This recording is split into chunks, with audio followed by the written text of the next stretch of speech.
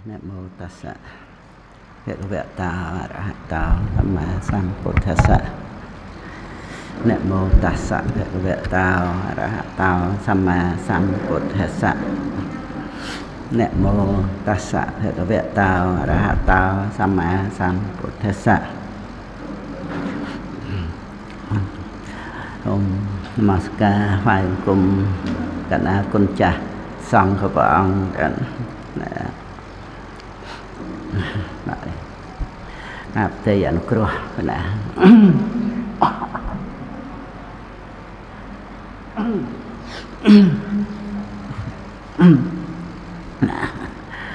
ហើយបានទទួលសេចក្តីរាប់អានពីកណ្ដាលគុណចាស់ណាជាច្រើនព្រះអង្គដែលហើយព្រះអភិធម្មមាននន្ទអង្គព្រះបញ្ញាចុតតោអង្គរតនសារោណាគុណចាស់អង្គណាដើមដើម្បីខ្ញុំណាបានអាននៅសិភៅភៅម៉ែទុកគ្រាន់តែបានសម្លេងប៉ុណ្ណាបើកាលមុនអានទៅនៅសល់តែកូនមេឪពុកដែលបានអានក្រោយហ្នឹងអានមុនដាក់ខ្សែអត្ថវាប្រែប្រួលសម្លេងណាហ្នឹងហើយចឹងក៏ទទួលតាមទីដីរាប់អានពីគុណចាស់អាមាទោសគុណចាស់មានការលើសលួសខ្វះខាតអីយ៉ាងណាបរិស័ទញាតិញោមបងប្អូនកូនចៅក្រាន់បានជាមរតកសំឡេងពធទុកកូនចៅណាបានជាទីសន្តាប់ហើយនឹងអរព្រគុណគុណចាស់និងពុទ្ធបរិស័ទដែលគាំទ្រនឹងទំនុកបំរុងដែលប្រព្រឹត្តទៅបានចាត់ចែងយ៉ាងម៉េចយ៉ាងម៉ាដោយកិច្ចការងារធម្មទានក៏ទៅតាមកិច្ចការងារនោះចុះមិនហួងហែងកម្មសិទ្ធិបញ្ញារសាសិទ្ធិអីទេគ្រាន់តែឲ្យតែជាកិច្ចការងារធម្មទានប្រទៅជាបុណ្យកុសលតទៅគ្រាន់តែចាប់ដើមតពោមួយទៅដូចជា69ហ្នឹងហើយស្អែកទៀតណាហ្នឹងចាប់ដើមទៅពាក្យថាម៉ែណាពាក្យថាម៉ែជាពាក្យដែលមានអត្ថន័យសំខាន់ណាស់ជាពាក្យដែលពិរោះសើមជ្រួតជ្រាបចូលក្នុងចិត្តរបស់កូនគ្រប់គ្នាព្រោះម៉ែជាអ្នកមានព្រះគុណដ៏យ៉ាងធំក្រៃលែងគឺជាអ្នកឲ្យនៅជីវិតឲ្យសេចក្តីស្រឡាញ់ឲ្យទ្រព្យសម្បត្តិឲ្យបានទទួលការសិក្សាម៉ែជាអ្នកចិញ្ចឹមបីបាច់ថែរក្សាកូននិងជាអ្នកនៅចិត្តកូនច្រើនជាងអ្នកណាទាំងអស់ចឹងពាក្យថាម៉ែគឺជាពាក្យដែលមនុស្សយើងនិយាយបានមុនពាក្យដទៃទៀតនៅក្នុងជីវិតនេះពាក្យម៉ែមានន័យសំខាន់ខ្លាំងណាស់ប្រជុំគុណក្រាស់ក្រៃជាងធរណី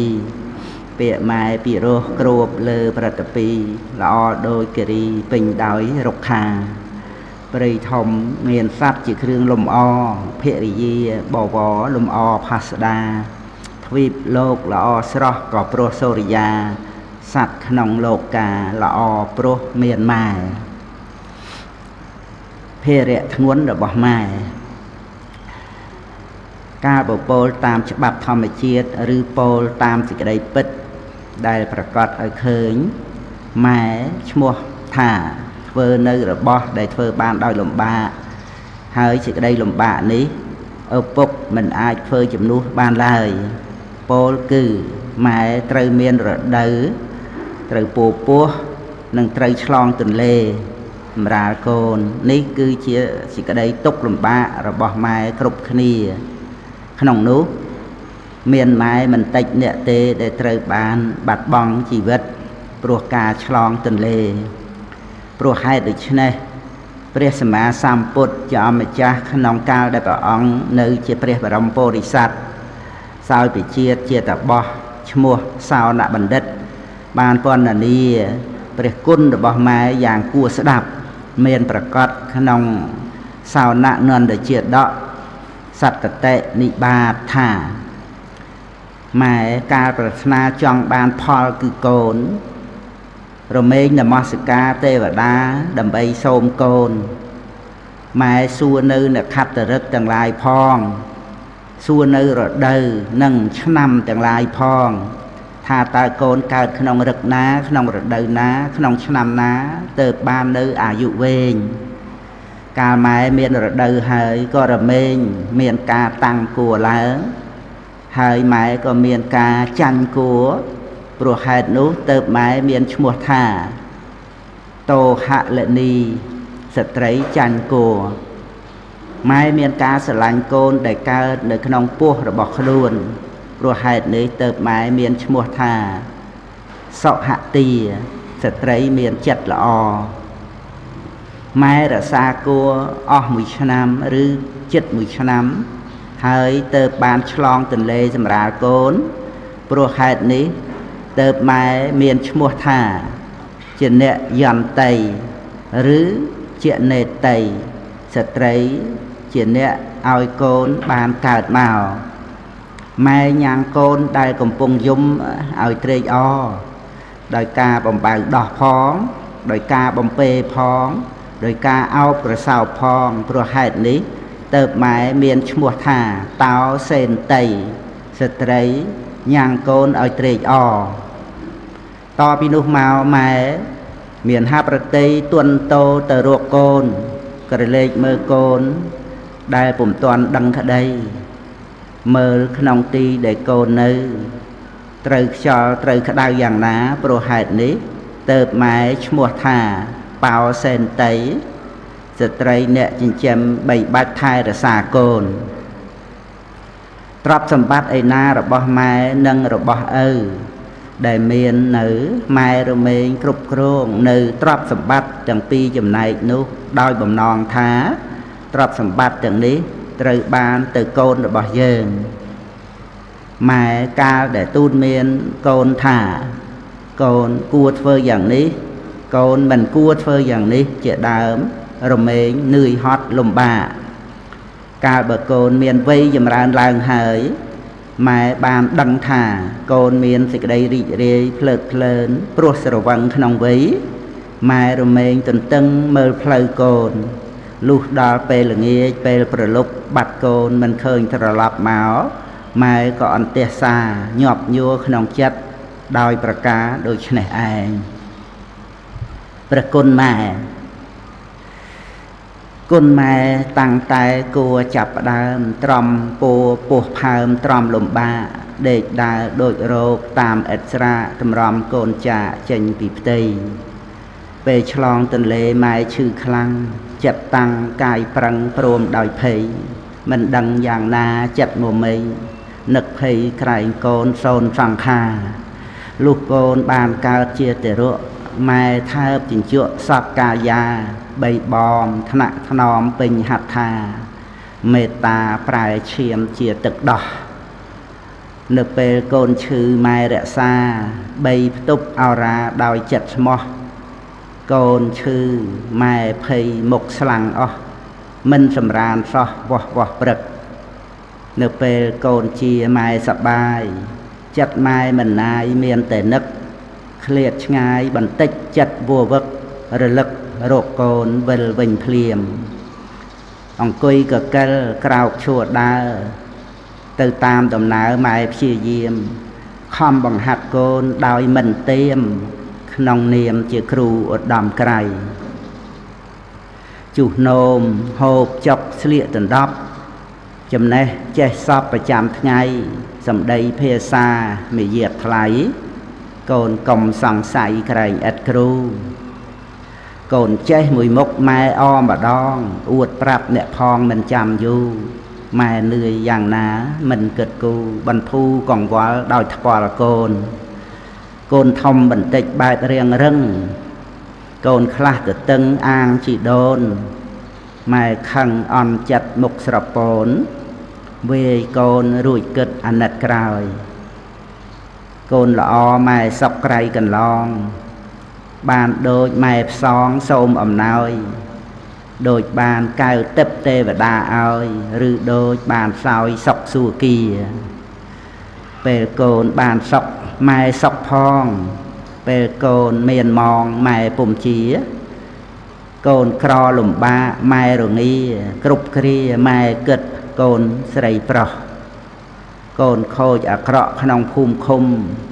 គេគុំគេស្អប់សពសាយសោះម៉ែដឹងប្រកាសថាកូនខុសតែម៉ែសន្តោសប្រុសប្រណីម៉ែគឺជាព្រះរបស់កូនជាក្បូនជីវិតមនុស្សប្រុសស្រីម៉ែមានគុណធ្ងន់ហួសពលស្ដីគ្មានអ្វីជំនួសម៉ែបានឡើយម៉ែគឺជាព្រះក្នុងផ្ទះម៉ែជាអ្នកឲ្យសេចក្តីស្រឡាញ់ឲ្យការកក់ក្ដៅជាអ្នកគ្រប់គ្រងធ្វើឲ្យកូនគ្រប់គ្នាមានសេចក្តីដឹងខ្លួនថាអាត្មាអញមានការកក់ក្ដៅក្នុងចិត្តត្បិតមានម៉ែនៅជាមួយម៉ែគឺជាមិត្តដ៏ពិតប្រាកដមិនថាក្នុងពេលសុខឬពេលទុក្ខឡើយទោះបីកូនខុសស្គមឆ្គងយ៉ាងណាម៉ែតែងឲ្យអភ័យជានិច្ចម៉ែជាទីប្រឹក្សាដ៏ល្អនិងជាទីទុកចិត្តសម្រាប់កូនព្រោះហេតុដូច្នេះហើយទើបម៉ែបានទៅជាព្រះក្នុងផ្ទះម៉ែជាអាចារ្យម៉ែជាទេវតាស្ថិតនៅក្នុងផ្ទះនិងម៉ែជាព្រំព្រមទាំងជាព្រះកូនក្រាបសំពះឈ្នះអស់សត្រូវពេលឈឺធ្ងន់ច្រើនតែគិតដល់ម៉ែមនុស្សយើងដោយទូទៅនៅពេលខ្លះអាចភ្លេចគិតដល់ម៉ែព្រោះរវល់តែសប្បាយរីករាយទៅដោយកាមគុណឬរវល់នៅក្នុងការងាររបស់ខ្លួនផ្សេងប៉ុន្តែដល់ពេលដែលខ្លួនឯងមានជំងឺធ្ងន់អ្វីមួយកូនគ្រប់គ្នាច្រើនតែគិតរកម៉ែព្រោះធ្លាប់ជំពាក់ចិត្តនឹងម៉ែកាលពីខ្លួននៅតូចក្នុងសម័យដែលខ្លួនជាកូននៅតូចកាលបើឈឺចាប់វ័យម៉ែតែងតែនៅថែរក្សាថ្នាក់ថ្នមជានិច្ចកូនឃើញមុខម៉ែជាប្រចាំម៉ែហួងហែងកូនម៉ែសម្រានមិនពេញភ្នែកម៉ែទ្រាំអត់ងងុយនៅយាមកូនបបោះង្អែលកូននៅចាំពេលឲ្យបាយឲ្យទឹកនៅចាំពេលឲ្យថ្នាំនិងនៅចាំជួយកូនគ្រប់យ៉ាងគ្រប់ពេលដែលកូនឈឺលំបាកព្រមទាំងលួងលោមចិត្តកូនដោយសន្យា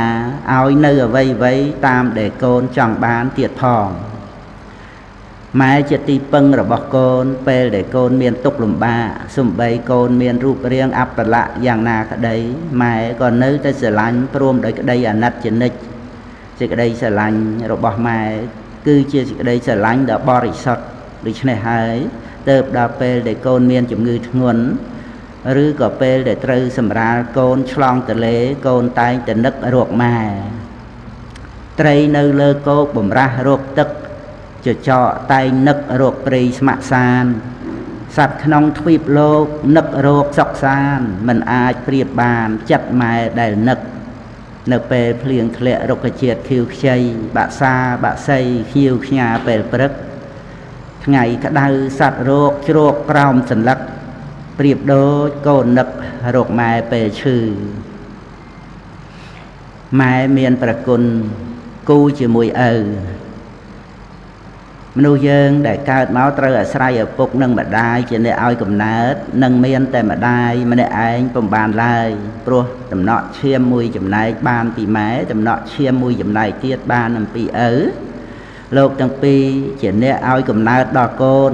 និងជាអ្នកមាននៅកណូបការៈដ៏យ៉ាងខ្ពង់ខ្ពស់ចំពោះកូនដូច្នេះមេត្តាបិតាគឺជាព្រះឲ្យកំណើតកូននិងជាព្រះដ៏មានគុណចំពោះកូនការឈូកដែលដោះរីកស្រស់សោភាអាស្រ័យគង្គារួមគ្នានឹងភក់គូប្រេងជួបភៈវិលវល់វិវៈរួមរៈលងលក់បង្កើតលោកាព្រំចោះជួបព្រះសម្ពះវន្ទាក្រាបអរតនីឲ្យទ្រង់ទេសនាព្រំបានជួបព្រះកើតបុណ្យអស្ចារ្យមេត្តាបិតាជាគូគុណកបកូនម៉ែត្រូវខំរៀន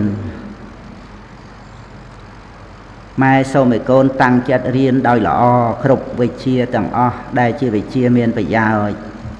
ម៉ែសូមឲ្យកូនអស់ប្រាក់ក្នុងការដូរយកនៅចំណេះវិជ្ជា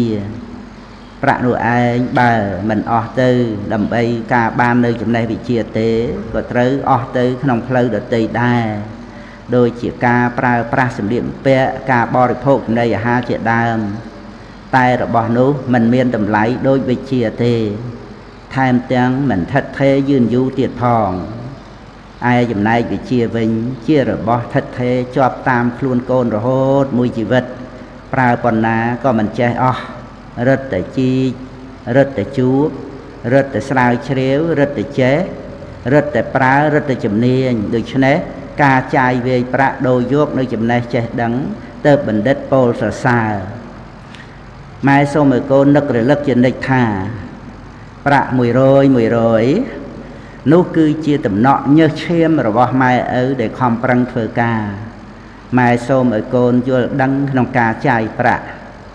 គឺត្រូវចាយឲ្យមានប្រយោជន៍ជាទីបំផុតជាយាមយកឈ្នះចិត្តអាក្រក់របស់ខ្លួនឯងកុំខ្ជិះខ្ជាយចូលខ្ជាឲ្យសោះសូមកូនម៉ែខំប្រឹងរៀនឲ្យបានឡើងថ្នាក់រាល់ឆ្នាំព្រោះការរៀនធ្លាក់ត្រូវត្រួតថ្នាក់នោះគឺជាការខូចពេលវេលាខូចកម្លាំងចិត្តនិងអស់ប្រាក់ថែមផ្ទួនទៅទៀតផងអ្នកប្រាជ្ញបានពោលថានោះល្ងងកាលបើមានពេលក៏រីករាយភ្លើតភ្លើនទៅក្នុងការរកអាហារឆ្ងាញ់ឆ្ងាញ់មកដាក់មាត់ដាក់ពោះចំណែកមនុស្សឆ្លាតកាលបើមានពេលហើយក៏រីករាយក្នុងការរកអាហារមកដាក់ខួរក្បាលនាំឲ្យមានបញ្ញាដូច្នេះកូនម៉ែត្រូវរៀនច្រើនអានច្រើនស្ដាប់ច្រើនហើយសំខាន់បំផុតត្រូវមានមិត្តល្អអភិរណៈដ៏ប្រសើរម៉ែឪដែលមានកូនចេះស្គាល់ប្រមាណខ្លួនចេះដឹងចំពោះឋានៈក្នុងគ្រួសាររបស់ខ្លួនទៅជាអ្នកមានជោគល្អបីដូចជាបានទទួលពរអំពីប្រអិនកូនជាទីស្រឡាញ់របស់ម៉ែកូនពិតជាបានឃើញហើយចំពោះប្រុសស្រីខ្លះតែងខ្លួនឆើតឆាយតាក់តែងកាយដោយសម្លៀកបំពាក់ដែលមានតម្លៃខ្ពស់បំផុតព្រមដោយអលង្ការប៉ុន្តែមិនចេះរៀបចំខ្លួនឲ្យជាទីស្រឡាញ់ចូលចិត្តឡើយប្រុសស្រីរបៀបនេះមិនអាចប្រៀបបាននឹងអ្នកដែលតែងខ្លួនគ្រាន់តែឲ្យបានសមរម្យប៉ុណ្ណោះប៉ុន្តែរៀបរយត្រឹមត្រូវសភាពរៀបសារច្រើនទៅដោយមេត្តាករុណានោះឡើយកែវភ្នែកស្រទន់កិរិយាសុភាពវាចាពិរោះស្មោះត្រង់ត្រឹមត្រូវនិងចិត្តពេញទៅដោយព្រហ្មវិហារនោះគឺជាស្នេហ៍ទាញស្រូបមនុស្សទាំងឡាយឲ្យស្រឡាញ់ឲ្យគោរពកោតក្រែងបីដូចជាជ្រោះជើងភ្នំដែលជាទីហូរធ្លាក់ចុះមកនៃទឹកដូច្នោះឯងចូលកូនចាំពាក្យម៉ែទុកចុះទោះបីកូនក្រីក្រទ្រព្យសម្បត្តិក៏ដោយតែកូនមិនត្រូវក្រសេចក្តីល្អឡើយអ្វីត្បិតតែកូនមិនមាននៅឋានៈពងពោះក្នុងសង្គមតែសូមឲ្យកូនអណ្ដែតខ្លួនក្នុងពន្លឺរស្មីនៃសតិបញ្ញាក្នុងការរៀនការតម្កល់ខ្លួនឬការអ្វីៗទៀតក៏ដោយម៉ែសូមដាស់តឿនកូនថា châu công bà hay sva có che bị giặt luôn cầm ao lệ bị lơ trong chờ đá mà nụ dương tua bay chùm nên còn na liều chla ong ai còn na cả đời ca na bờ pramat với và hay hơi có rầm men plot plat lệ luôn đôi chia mà nụ là ngon khâu chẳng ai nòng cà riệp chom tục đặt luôn chỉ mùi mệt phê cầm ao khua phê nòm ao kỳ sọp tai bờ đặt luôn tiếp chiang kê phê nòm ao kỳ mờ nghĩa được cho nên trừ ao là mồm ai chấm này chỉ mùi kêu ở trà nú còn trừ tuần luôn của rúp ao lùm tôn đôi bẹ lục bồ tục thả cho nên nè sạc quốc đòi ca ao lùm tôn cho nên nè tiếp tuần sáu đòi ca sừng cua cho nên nè smile khné đòi ca phi diêm chấm này ở ca riệp chăm luôn chỉ mùi phết tôi khné mai xôm bệnh chuyện prap đòi cồn sợi mai thà nụ pro khai mà nụ sợi ná để riệp chăm nơi riya bọt là o mình đầm càng luôn về rực hỡi qua mình vận đòi luôn phong đà miền ả cáp ở cái riya là o riệp rồi riệp xa mình đi dây lên ở hốt đòi khu vì sải sợi cả bờ đồi ní nụ pro rồi mình cày chặt nâng đi dây lợt đầm càng xôm cồn mẹ đã xa nơi côn đầm lây rồi bỏ mình nu ở bàn thật nơi mòm muôn cái nòng luôn xôm cồn công chia mình nu đầm lây ở so côn đầm lây rồi bỏ mình nu cứ chia sẻ đây xua sẻ đấy nâng chia phê rồi nát đo bà xa cái nòng chỉ vật cồn mẹ trời vật hát ở miền ốp bạn đi say là o mình nu dương đây nâng ban là o nuក្រៅអំពីត្រូវមានការសិក្សារៀនសូត្រហើយគឺត្រូវវឹកហាត់អប់រំដើម្បីឲ្យមាននៅឧបនិស្ស័យល្អទៀតផងនេះជាប្រការសំខាន់ចំណុចផ្ដើមនៃការវឹកហាត់សិក្សាអប់រំដែលជាទីសំខាន់បំផុតគឺក្រុមគ្រួសារក្នុងផ្ទះគ្រួសារដែលនៅក្នុងសភាពរៀបរយល្អនោះតិចណាស់ដែលក្មេងទៅជាខិលខូចលេះលោះនេះព្រោះការសែបគប់បានសំប្រពៃលុះដល់កូនធំឡើងកូនត្រូវខំព្យាយាមខ្សែគប់សមាគមជាមួយមនុស្សល្អដើម្បីបានចម្លងនៅលក្ខណៈល្អផ្សេងការខ្សែគប់មនុស្សល្អរមែងជាគុណប្រយោជន៍ដល់កូនរហូតក្នុងជីវិតនោះល្អកាលបើកូនចូលទៅចិត្តហើយធ្វើឲ្យកូនដឹងខ្លួនថាចង់បានឲ្យខ្លួនទៅជាមនុស្សល្អដែរមនុស្សស្ងប់ក៏ដូចគ្នាកាលបើកូនចូលទៅចិត្តហើយបានស្ដាប់នៅពាក្យសម្ដីអ្វីខ្លះនោះរមែងធ្វើឲ្យកូនដឹងខ្លួនឯងថាមានសេចក្តីស្ងប់ហើយចង់ឲ្យខ្លួនបានទៅជាមនុស្សស្ងប់ទៀតផងដូច្នេះការខ្សែគប់ជាចំណុចសំខាន់បំផុតក្រៅអំពីអាស្រ័យអ្នកដទៃដើម្បីជួយវឹកហាត់អប់រំហើយការវឹកហាត់ខ្លួនឯងជាកិច្ចចាំបាច់បំផុតដោយចំពោះគឺវឹកហាត់ខ្លួនឯងក្នុងការយកឈ្នះអំណាចនៃធម៌ថោកទៀតអ្នកដែលវឹកហាត់ទូនមានខ្លួនបានគឺជាមនុស្សប្រសើរហើយឈ្មោះថាបាននៅទីពឹងដែលគេបានដោយកម្រវឹកហាត់អប់រំខ្លួនឲ្យទៅជាមនុស្សមានព្យាយាមមនុស្សដែលមាននៅ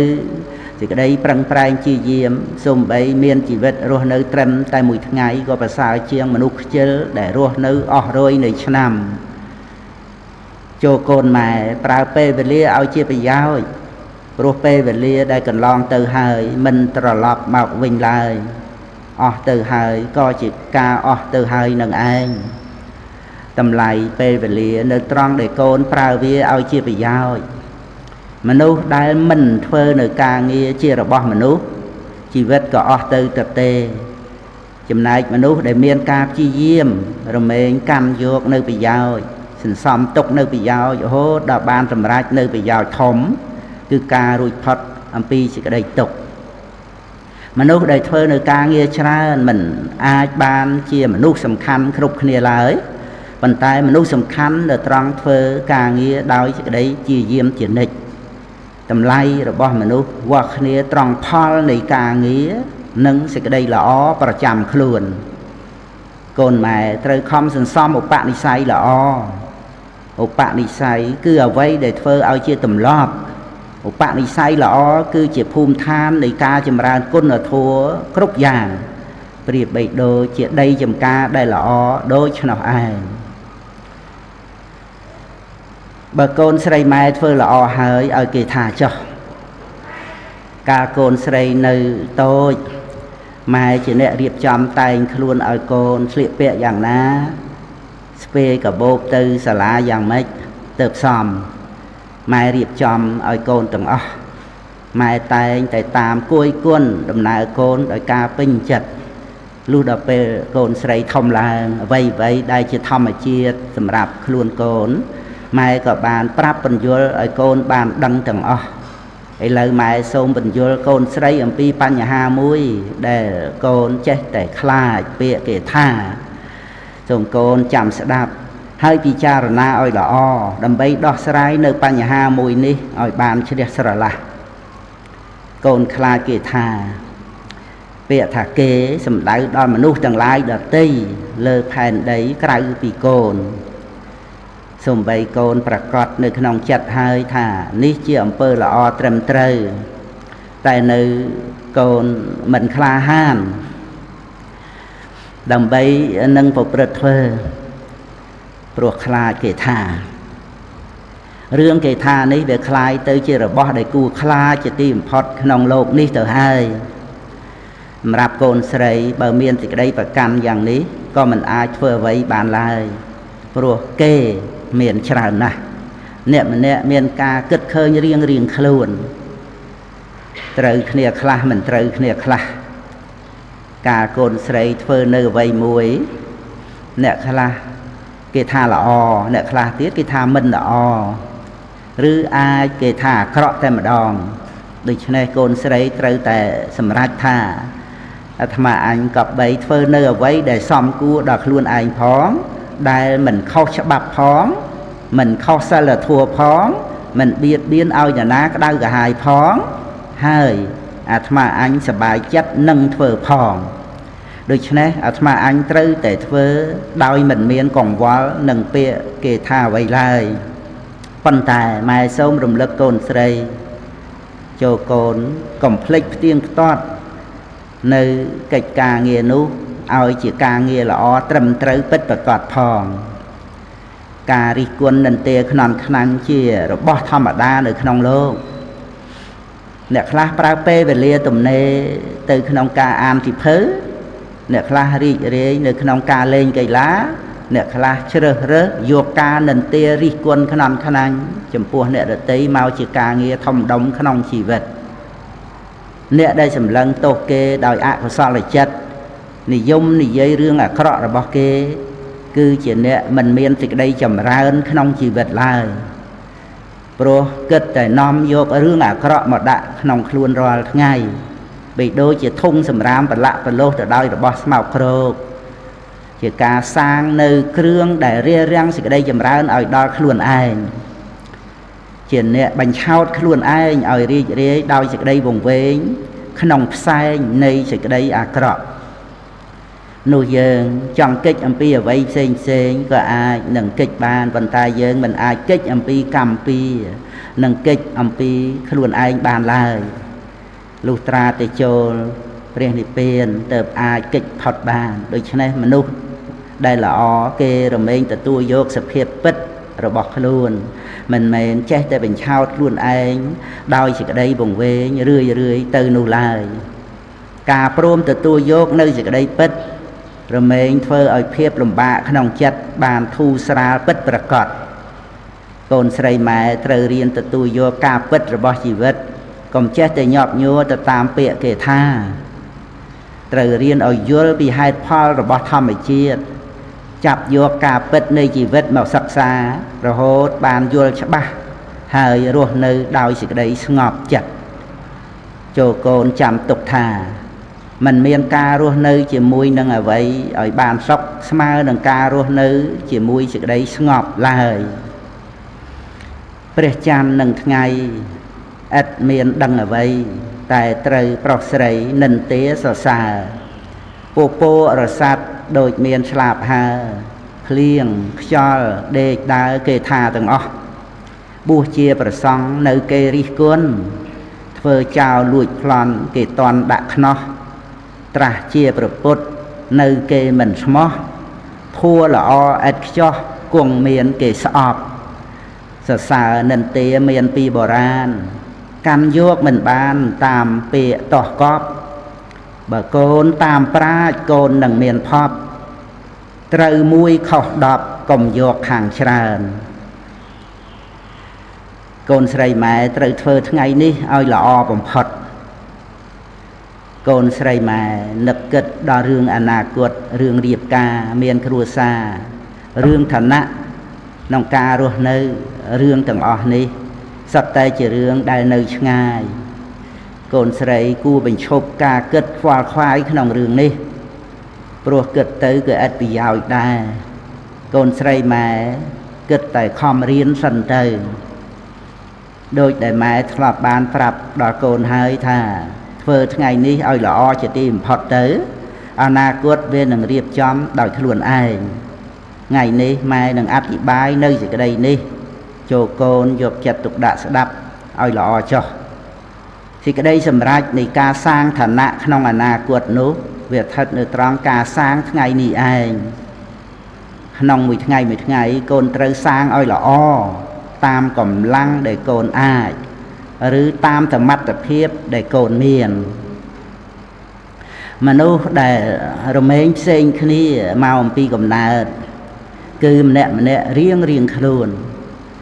hãy miền ong và cọp tràn giang tiết để phơi ao thần nạ này ca rùa nơi rồi bỏ mà nó sinh nhầm pi khi căn để tràn lớn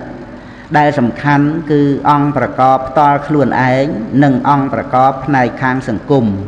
องค์ประกอบต่อคลุนเองบานดอลออกจ้าสถานที่เนี่ยนายน้อมกาบุปริตต่อคลุนหนึ่งบอลบาปได้คลุนบานเฟอร์เมาส์มันสมัยคเนียเจียดามองค์ประกอบในทางสังคมบานดอลสเพียบในสังคมได้คลุนตรบานแต่ตัวกากรุบกรองกาช่วยสังเคราะห์อัมพีสังคมนั่งดำน้ำปุปรตในการประกอบอาชีพนองสังคมเจียดามอย่างน่าก็ได้มนุษย์เยอะเมียนจำนวนชรานะได้สำลังสำได้แต่โรคแต่เพียบมอมต้อมในทรัพย์สมบัติหรือก็ตำแหน่งในการเงี้ยปุ่งปัวปนอกถ้าเชี่ยสิกได้สำรักในชีวิตโปลคือโยกเนื้อระบอบอย่างนี้มาเกี่ยวเครื่องวอเวงมนุษย์ขนมโลกยังนี่เวลในแต่ขนมกาสวายโรคประกติโยนังมุกตำนายปนอเองโปรสังคมบานซ่อนมอดเอาไอ้ทาเชี่ยมุกมอดนังเชี่ยระบอบได้สังคมเลิกตำการเอาตำไลปันแต่อย่างโดยมาได้ได้ขนมโลกยังหรือก็ขนมบกุลมันเนี่ยนุกเมียนในได้สกงอบได้หรือเตะการนิยมเอาตำไลแต่เลิกไว้ขนมโลกยังเตียงมูลนี้เข้าหรือเตยอย่างน้าตามแต่โกนพิจารณาเมื่อเจ้าอาวิชีคือสิ่งใดงงงิดระบอบจัดเฟอมันเอามันดูเยิงเมื่อเคยในก้นดำไหลเป็ดประกอบระบอบชีวิตลายเวทเฟอเยิงสระวาจับโยกในระบอบได้นำเมาในเทียบกับวอลกับไว้ระโหดเรื่อยจากการดาวเป็นชราฮัมปีสิ่งใดสกงบเปรียบโดยเจียนเนี่ยดาวใบขนองเอาเป็นลือพลือสว่างให้โชว์มุกแต่รบเพียบงงงิดโดยชนะไอหรือก็โดยเนี่ยเรกดมทมอทมดาวเตยขนมเพลิงในชีวิตหมดเจตสายท่าทงวนเมียนเนี่ยผมน้องละอสายปรับเตยท่าดะดมทมอเจ้าหายดาวเตยเนี่ยเรกดมทมอนู้ใบเจียมือเนี่ยได้ดาตื่นบันติเรียงแบบสั่งใส่รุ่ยหายก็เรกในดมทมอเดือดทมนู้ดาวบรรทอตเตียดปรวมดาวกาโปลท่าทงวนแต่ก็ได้สำรักในขนมชีวิตระบอบมนุษย์นู้เมียนชราญพนัยมันจำบัดเตยแต่โดยเคลียนุเต้โดยชนะโกนใส่หมายมันจำบัดเตยเมียนแต่ก็ได้สำรักขนมชีวิตเติตามแต่เพลย์มวยโดยเฉียนเนี่ยเดเต้นุลายโปลคือมันกูสวายโรคเนื้อจะได้สำรักทางพนัยบัดเทาะได้ไม่ยางนุเต้เพลย์ได้เตยกูสวายโรคจะได้สำรักทางพนัยเพลย์จัดเอาชราญเจียงทางพนัยบัดเทาะไม่เหมือนเมนจองโปลปะดิไซน์ในตรับสมบัติกติโยนังมุกตำนายนุเตแต่ไม่จองด่าเตือนโกนก็มาเอาโกนใส่จองสระวายกแต่พนัยไม่ยางหนึ่งนุก ត្រូវឲ្យឃើញសេចក្តីសំខាន់ផ្នែកខាងផ្លូវចិត្តផងគឺចិត្តស្អាតនិងសេចក្តីសុខស្ងប់សេចក្តីសម្រេចខាងផ្នែកវត្ថុជារបស់ក្តៅលាយឡំដោយទុក្ខនិងកង្វល់ផ្សេងចំណែកសេចក្តីសម្រេចខាងផ្លូវចិត្តជារបស់ស្ងប់ត្រជាក់ពិតណាស់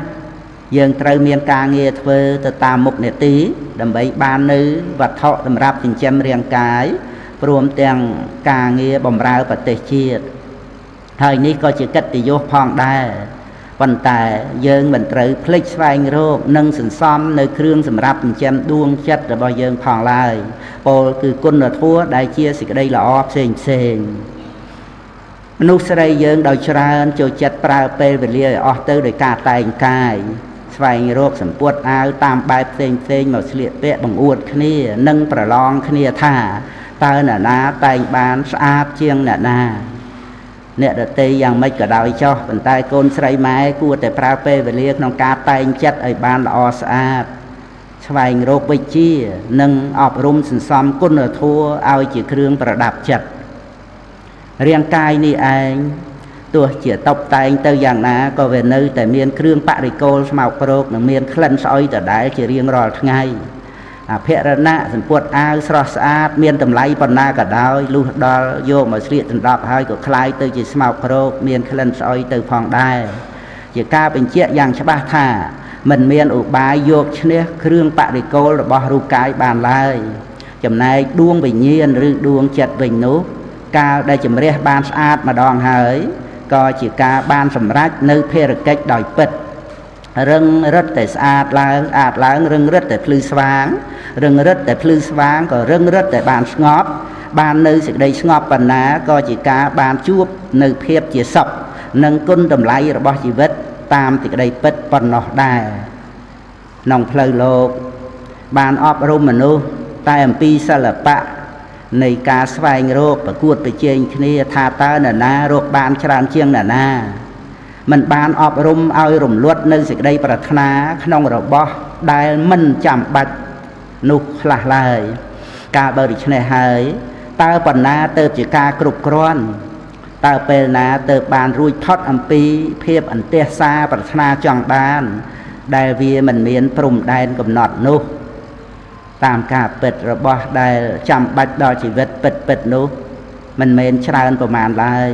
ប៉ុន្តែការប្រកួតប្រជែងគ្នាក្នុងពួកមនុស្សយើងវាជារឿងមួយដោយឡែក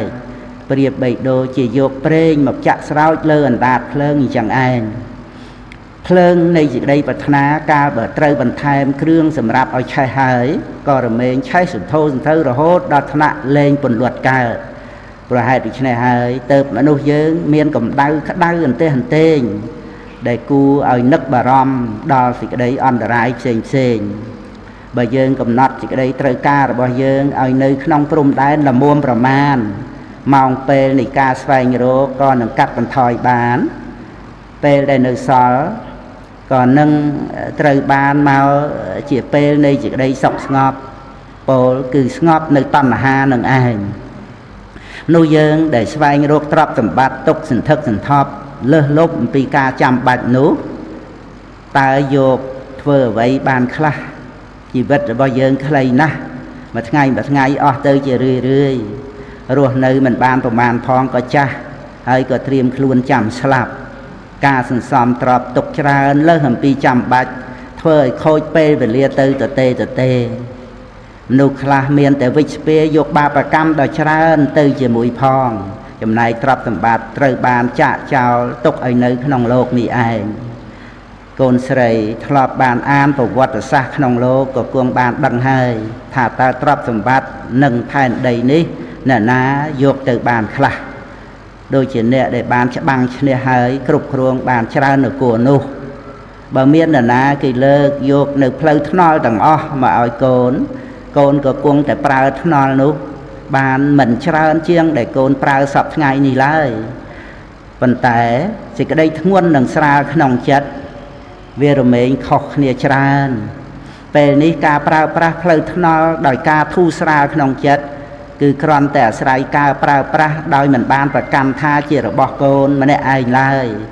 ប៉ុន្តែបើកូនជាម្ចាស់តែម្នាក់ឯងវិញនោះភារកិច្ចផ្សេងដែលតាក់ទងនឹងផ្លូវថ្នល់ទាំងអស់ក៏មកជាមួយនឹងផ្លូវថ្នល់នោះផងដែរចូលកូនបានដឹងចុះថាការមានបាននៅអ្វីមួយនោះវារមែងមានបានមកជាមួយនឹងការថែទាំរក្សានិងកង្វល់ផ្សេងរបស់កង្វល់ទាំងនោះវានឹងប្លន់យកនៅពេលវេលារបស់កូនទៅទាំងអស់រហូតដល់កូនមិនមានពេលទំនេរសម្រាប់កូនខ្លួនឯងខ្លះឡើយម៉ែនិយាយមកនេះដើម្បីឲ្យកូនស្រីបានធូរកង្វល់ទៅនៅក្នុងរឿងសាងឋានៈនាអនាគតពេលនេះយើងក៏មាននៅទ្រព្យល្មមកូនរៀនបានហើយជំនិះក៏មានផ្លូវថ្នល់ក៏មានសាលារៀនក៏មានទីធ្លាក៏មានវត្តអារាមក៏មានសូម្បីមិនជារបស់យើងដាច់មុខតែយើងក៏មានសិទ្ធិប្រើបានល្មមដែលយើងត្រូវការគ្រាន់តែត្រូវចំណាយប្រាក់ខ្លះដូចជាតម្លៃក្នុងយានជំនិះជាដើមប្រសិនបើកូនស្រីម៉ែជាម្ចាស់នៃទឹកបឹងទន្លេទាំងអស់ក្នុងលោកកូនផឹកវាក្នុងមួយថ្ងៃបានត្រឹម 6-7 កែវប៉ុណ្ណោះបើជាម្ចាស់នៃសម្ពុតខោអាវទាំងអស់ក្នុងហាងឬក្នុងផ្សារកូនប្រើបានត្រឹម 2-3 សម្រាប់ប៉ុណ្ណោះក្នុងមួយថ្ងៃហើយវាក៏មិនមែនធ្វើឲ្យកូនទៅជាទេវតាបានដែរគង់នៅទៅជាមនុស្សដែលមានការស្រេកឃ្លានឈឺបន្ទោបង់អចារៈបាសាវៈហើយត្រូវចាស់ឈឺនឹងស្លាប់ក្នុងពេលជាទីបំផុតដូច្នេះការលមោបលោភលន់ក្នុងទ្រព្យសម្បត្តិទៅជាការល្ងងខ្លៅម្យ៉ាងរបស់មនុស្សយើងវាជាដុំពពោះអាប់បិទបាំងនៅគុណតម្លៃដែលពិតប្រាកដនៃជីវិតមនុស្សចំណែករឿងរៀបការនិងរឿងគ្រួសារនោះកូនស្រីមិនចាំបាច់គិតអ្វីពេលនេះទេខំរៀនឲ្យបានសម្រេចសិនទៅពេលវេលានៅច្រើនទៀតណាស់ដែលសម្រាប់គិតគូរនោះប៉ុន្តែម៉ែសូមផ្ញើគំនិតរបស់ម៉ែក្នុងពេលនេះទុកឲ្យកូនសិនថាកូនស្រីប្រាថ្នាខ្ពស់ក៏បានតែកូនស្រីត្រូវធ្វើខ្លួនឲ្យបានខ្ពស់ផងបើកូនស្រីទេតែប្រាថ្នាខ្ពស់នោះគឺកូនស្រីមិនផុតពីធ្លាក់ចុះមកនៅក្នុងដៃរបស់មនុស្សទេពជាមិនខាន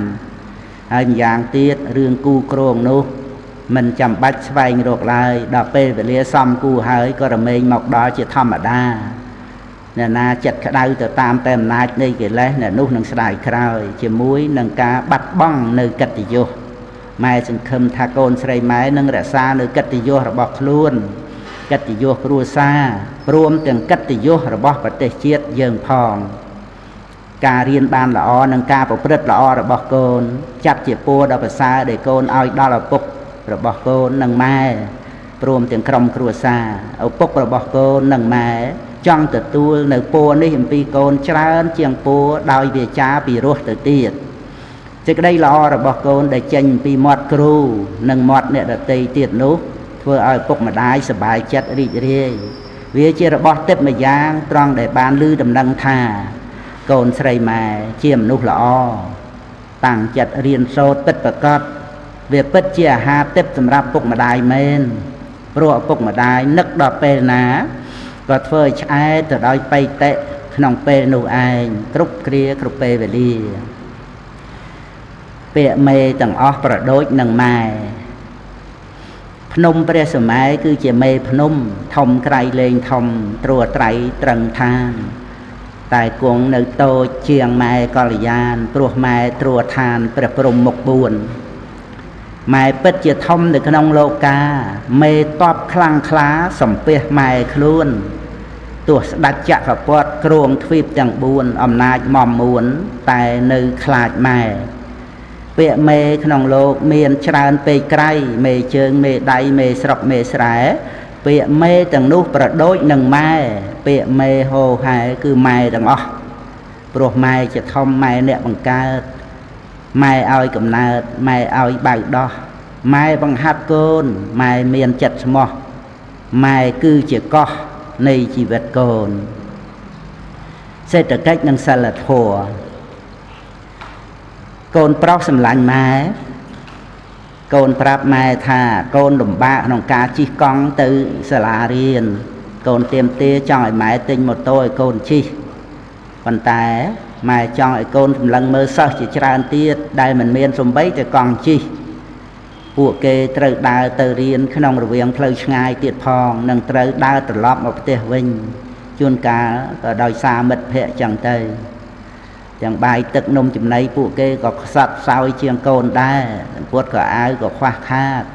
មានក្មេងជាច្រើនទៀតមានទាំងមានសំណាងបានដើរទៅចូលរៀននឹងគេផងដោយបញ្ហាជីវភាពក្នុងគ្រួសារមានការខ្វះខាតខ្លាំងជាដើមកូនប្រុសម៉ែត្រូវមើលឲ្យឆ្ងាយមើលក្នុងរង្វង់ធំកុំមើលទៅតែលើត្រូវមើលក្រោមផងហើយកុំមើលតែខ្លួនឯងត្រូវមើលអ្នកដទៃខ្លះផងដែរមនុស្សដែលមើលតែខ្លួនឯងក៏រមែងឃើញតែខ្លួនឯងមិនឃើញដល់អ្នកដទៃផងទេយូរយូរទៅក៏คล้ายជាមនុស្សចេះគិតតែពីខ្លួនឯងមិនចេះគិតដល់អ្នកដទៃខ្លះឡើយយកតែសេចក្តីសុខសប្បាយរបស់ខ្លួនជាទីតាំងប៉ុណ្ណោះម៉ែនិងឪពុករបស់កូនបានប្រឹក្សាគ្នាហើយចាំដល់កូនចូលមហាវិទ្យាល័យសិនទៅបានទិញម៉ូតូឲ្យកូនឥឡូវម៉ែត្រូវការឲ្យកូនលំបាកក្នុងវ័យនេះវ័យដែលមានកម្លាំងមមួនវ័យដែលត្រូវសាងកម្លាំងចិត្តឲ្យរឹងប៉ឹងហន្តីតស៊ូក្នុងឆាកជីវិតដើម្បីកូននឹងបាននៅសេចក្តីសុខសប្បាយក្នុងវ័យដែលគួរបានសម្រាកម៉ែសូមឲ្យកូនបានដឹងផងថាក្នុងឆាកជីវិតនេះកូនត្រូវតស៊ូតែម្នាក់ឯងគត់មិនមែនដូចជាការតស៊ូនៅក្នុងការប្រកួតកីឡាបាល់ទាត់ជាដើមនោះទេការប្រកួតកីឡាបាល់ទាត់បើឈ្នះក៏ឈ្នះទាំងក្រុមបើចាញ់ក៏ចាញ់ទាំងក្រុមដែរប៉ុន្តែចំពោះឆាកជីវិតនេះវិញកាលបើកូនចាញ់ចំពោះជីវិតហើយកូនមិនអាចបន្ទោសនរណាបានឡើយហើយមនុស្សគ្រប់គ្នាដែលសម្លឹងមើលកូនជាអ្នកប្រកួតចាញ់ជីវិតនេះគឺគេបន្ទោសកូនតែម្នាក់ឯងប៉ុណ្ណោះបើកូនមានអំណត់អត់ធន់តស៊ូក្នុងឆាកជីវិតបានជោគជ័យមនុស្សទាំងឡាយគេអាចនឹងលើកតម្កើងដល់មេដាបិតាគ្រូអាចារ្យខ្លះផងដែរក្នុងឋានៈជាអ្នកអប់រំទូលមានព្រានបដៅចង្អុលប្រាប់ផ្លូវតែមនុស្សដែលត្រូវបានទទួលការលើកតម្កើងច្រើនជាទីបំផុតក៏គឺខ្លួនកូននឹងឯងតែម្ដងការប្រកួតចាញ់ជីវិតញាតិមិត្តបងប្អូនប្រកាសជាមិនមាននរណាម្នាក់ព្រមចាញ់ឬរួមចាញ់ជាមួយកូនឡើយអស់យ៉ាងគេគ្រាន់តែមើលដោយការអាណិតអាសូរតែប៉ុណ្ណោះប្រហែលដូច្នោះកូនត្រូវវឹកហាត់កសាងកម្លាំងចិត្តឲ្យបានរឹងប៉ឹងឲ្យចេះអត់ធន់តស៊ូដើម្បីបានជាមូលដ្ឋានដ៏ល្អនៃជីវិតរបស់ខ្លួនឯងកូនម៉ែកុំចេះទៅសម្លឹងរកទីពឹងអំពីខាងក្រៅឬអំពីមនុស្សដទៃនោះឡើយកូនត្រូវចេះព្យាយាមធ្វើខ្លួនឲ្យជាទីពឹងនៃខ្លួនឯងហើយត្រូវតែបញ្ញាប់បញ្ញាប់ឲ្យបានសមគួរតាមវ័យទៀតផងសូមឲ្យកូនម៉ែបានយល់ឃើញត្រូវដូច្នេះថាការចេះដឹងល្អនិងការប្រព្រឹត្តល្អជារបស់សំខាន់ក្នុងជីវិតដោយកូនបានឃើញស្រាប់ហើយពុកម្ដាយមិនមែនជាអ្នកមានទ្រព្យសម្បត្តិរហូតដល់ថ្នាក់ចាយប្រាក់ដោយមិនចាំបាច់គិតមុខគិតក្រោយនោះទេឬក៏ត្រូវយកមកបាចសាចរយរាយលេងដើម្បីជាក្តីសប្បាយរីករាយរបស់កូនទាំងដែលខ្លួនឯងជាម៉ែឪត្រូវប្រឹងរកសឹងលៀនក្របភ្នែកនោះឡើយដូច្នេះកូនកុំចេះតែគិតប្រាថ្នាក្នុងទ្រព្យសម្បត្តិរបស់ម៉ែឪដើម្បីយកទៅប្រើប្រាស់ចាយវាយហាក់ដូចជាម៉ែឪរបស់ខ្លួនសម្បូរណាស់ឬហាក់ដូចជាបានមកដោយឥតប្រឹងប្រែងនោះឡើយបើសិនបើម៉ែមានប្រាក់នឹងទិញម៉ូតូឲ្យកូនជិះម៉ែក៏មិនមែនទិញឲ្យដើម្បីកូនរីករាយភ្លើតភ្លើននៅក្នុងពពួកមិត្តភ័ក្តិនាំគ្នាជិះហឺហាបណ្ដើរស្រីញីនេះឯណោះវេយរឹកអួតក្អេងក្អាងនោះឡើយរឿងនេះចាំដល់កូនចេញរកប្រាក់ខ្លួនឯងកូននឹងបានដឹងថាការរកប្រាក់នោះវាមានសេចក្តីលំបាកយ៉ាងណាហើយកូនចង់បានអ្វីកូននឹងទិញដោយខ្លួនឯងចោះចូលកូនចាំទុកថាមនុស្សណាដែលទន់ខ្សោយមិនអាចយកឈ្នះជីវិតខ្លួនឯងបានមនុស្សនោះមិនអាចកសាងខ្លួនបានឡើយព្រោះជាអ្នកទ្រាំនឹងគ្រឿងដែលនាំឲ្យត្រេកត្រអាលមិនបាននៅពេលកូនចេញពីការសិក្សាចូលទៅធ្វើការនៅក្នុងកន្លែងណាមួយនោះចវាយនេះគេមើលកិច្ចការងាររបស់កូនច្រើនជាងសញ្ញាបត្ររបស់កូនទៅទៀតកូនត្រូវធ្វើការងារល្អមានសិលធម៌មានសេចក្តីជាយាមមានស្មារតីគ្រប់គ្រងខ្លួនប្រកបធ្វើតែការងារដោយសុចរិតពិចារណាមុនហើយទៅធ្វើមានការសង្រួមប្រយ័ត្នកាយវាចាចិត្តរបស់ខ្លួនជានិច្ចមិននិយាយលេះលោះមិនអួតអាងលើកតម្កើងខ្លួនប្រៀបផ្ទឹមនឹងអ្នកដទៃកូនត្រូវជាមនុស្សទន់ភ្លន់ចេះបន្ទន់អរិយាបថបិទទុកនៅសេចក្តីល្អរបស់ខ្លួនឲ្យច្រើនកុំអួតអាងគុណពិសេសអ្វីរបស់ខ្លួនឯង đây là oរបស់យើងនោះទុកឲ្យអ្នកដទៃគេមើលឃើញគេនិយាយទៅចោះកុំចាំបាច់និយាយដោយខ្លួនឯងឡើយបើកូនមាននៅគុណសម្បត្តិដូចពោលមកនេះកូនត្រូវមានឈ្មោះថាអ្នកមានជីវិតរស់នៅដោយធម៌ព្រះសម្មាសម្ពុទ្ធទ្រង់ត្រាស់សរសើរថាជាអ្នកមានសេចក្តីចម្រើនក្នុងលោកយើងនេះនៅត្រូវការមនុស្សល្អទៀតច្រើនណាស់កូនកំណឹកថាមានត្រឹមតែសញ្ញាបត្រជាន់ខ្ពស់ហើយអាចបានជួបនៅសេចក្តីសម្រេចគ្រប់យ៉ាងតាមដែលបំណងប្រាថ្នានោះកូនត្រូវតែមាននៅគុណសម្បត្តិដតីផ្សេងទៀតឲ្យបានច្រើនជាអលង្ការទើបកូនអាចមាននៅដំណើរជីវិតប្រព្រឹត្តទៅបានល្អបើប្រសិជ្ជៈនៅគុណសម្បត្តិសេចក្តីល្អផ្សេងហើយទោះបីមានទ្រព្យច្រើនមានស័ក្តិធំមានមុខតំណែងពងពោះបណ្ណាក៏ដោយក៏មិនអាចមាននៅសេចក្តីសុខដ៏ពិតប្រាកដឡើយត្រឹមតែជាការបោកបញ្ឆោតខ្លួនឯងប៉ុណ្ណោះហើយត្រូវបញ្ឆោតឲ្យរីករាយរំភើបទៅរហូតក្នុងមួយថ្ងៃរោគតម្លៃខ្លឹមសារពិតនៃជីវិតគ្មានឡើយនៅក្នុងសាលាដែលកូនរៀនក៏មានវិជ្ជាសិលធម៌សូមកូនយកចិត្តទុកដាក់សិក្សាឲ្យមែនទែនពិតមែនតែវិជ្ជាព្រះពុទ្ធសាសនាឬវិជ្ជាសិលធម៌នេះដាក់ឲ្យមានការប្រឡងក្នុងសាលាតិចតួចក៏ដោយប៉ុន្តែមនុស្សទាំងឡាយគេបានចេញវិញ្ញាសាផ្នែកសិលធម៌នេះផ្ទាល់ក្នុងជីវិតគ្រប់ពេលវេលាច្រើនជាងវិជ្ជាណាទាំងអស់វិជ្ជានេះមានការចាំបាច់ដល់ដំណើរជីវិតច្រើនជាទីបំផុតជាការចាំបាច់ដល់ថ្នាក់ខានមិនបានតែម្ដងបើមនុស្សយើងរៀនក្នុងសាលាគ្រាន់តែដើម្បីចេញមកប្រកបអាជីពរកស៊ីចិញ្ចឹមជីវិតទេនោះតើមនុស្សនឹងជាសត្វដ៏ប្រសើរវិសេសជាងសត្វលោកប្រភេទដទៃទៀតយ៉ាងដូចម្ដេចទៅព្រោះសត្វដទៃមិនបានចូលរៀនក្នុងសាលាក៏អាចមានជីវិតរស់នៅបានដែរទាំងដែលពពួកសត្វខ្លះមើលទៅទំនងជារស់នៅសប្បាយជាងមនុស្សខ្លះទៀតផងព្រោះអាស្រ័យហេតុនេះការសិក្សាទៅគួរឲ្យមានទិសដៅពងខ្ពស់ប្រសើរជាងការសិក្សាដោយត្រឹមតែដើម្បីចិញ្ចឹមជីវិតតែម្យ៉ាងនោះគឺគួរឲ្យមានទិសដៅទៅក្នុងការអប់រំចិត្តដើម្បីឲ្យមានចិត្តខ្ពស់បានទៅជាមនុស្សចេះព្យាយាមកាត់បន្ថយនៅកិលេសព្រោះកិលេសវាជាគ្រឿងទាញចិត្តឲ្យធ្លាក់ចុះទៀតនិងឲ្យថោកដូចវាដែរសេចក្តីនេះមិនមែនបានន័យថាការប្រកបមុខរបរចិញ្ចឹមជីវិតមិនសំខាន់នោះទេម៉ែដឹងហើយថាបច្ច័យ4ជារបស់ចាំបាច់សម្រាប់មនុស្សការខ្វះខាតបច្ច័យ4ធ្វើឲ្យមនុស្សលំបាកមានការរំខាននៅក្នុងចិត្តកង្វល់ដល់អនាគតនិងមានសេចក្តីដឹងខ្លួនជាទុក្ខក្នុងរឿងផ្សេងប៉ុន្តែការខ្ជិះខ្ជាយចាយវែងមិនគិត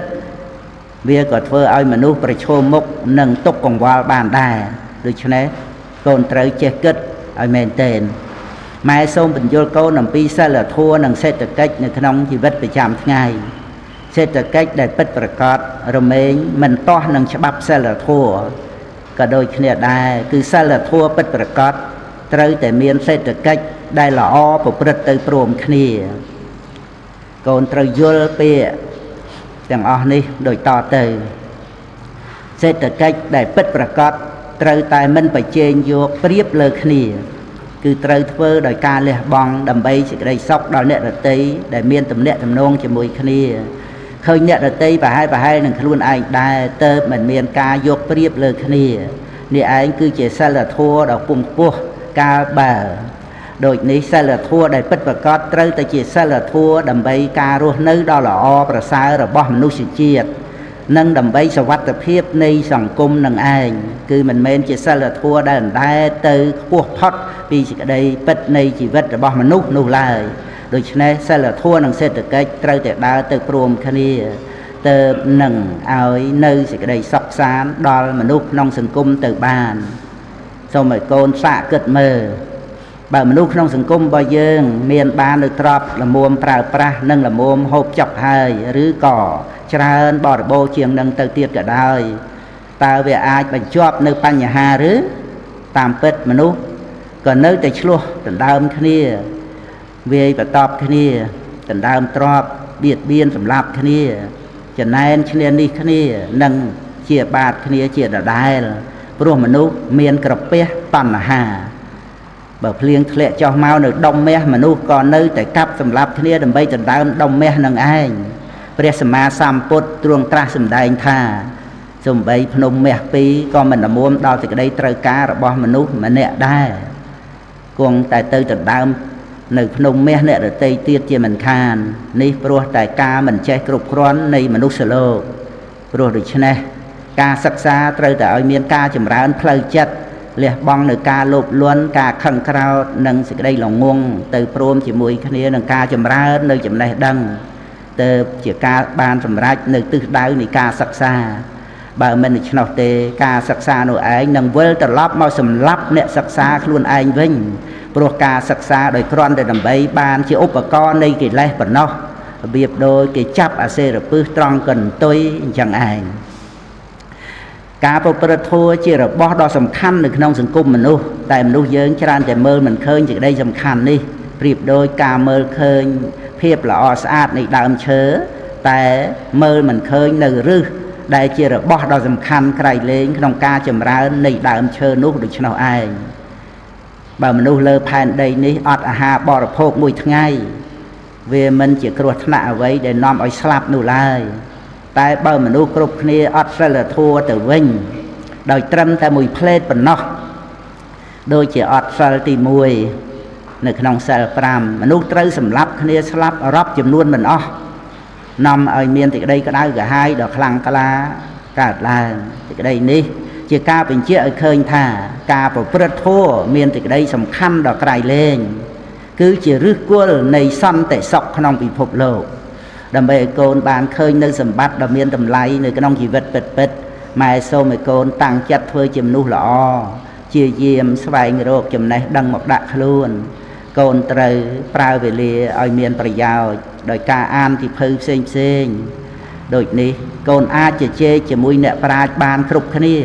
ដោយការអានសៀវភៅរបស់លោក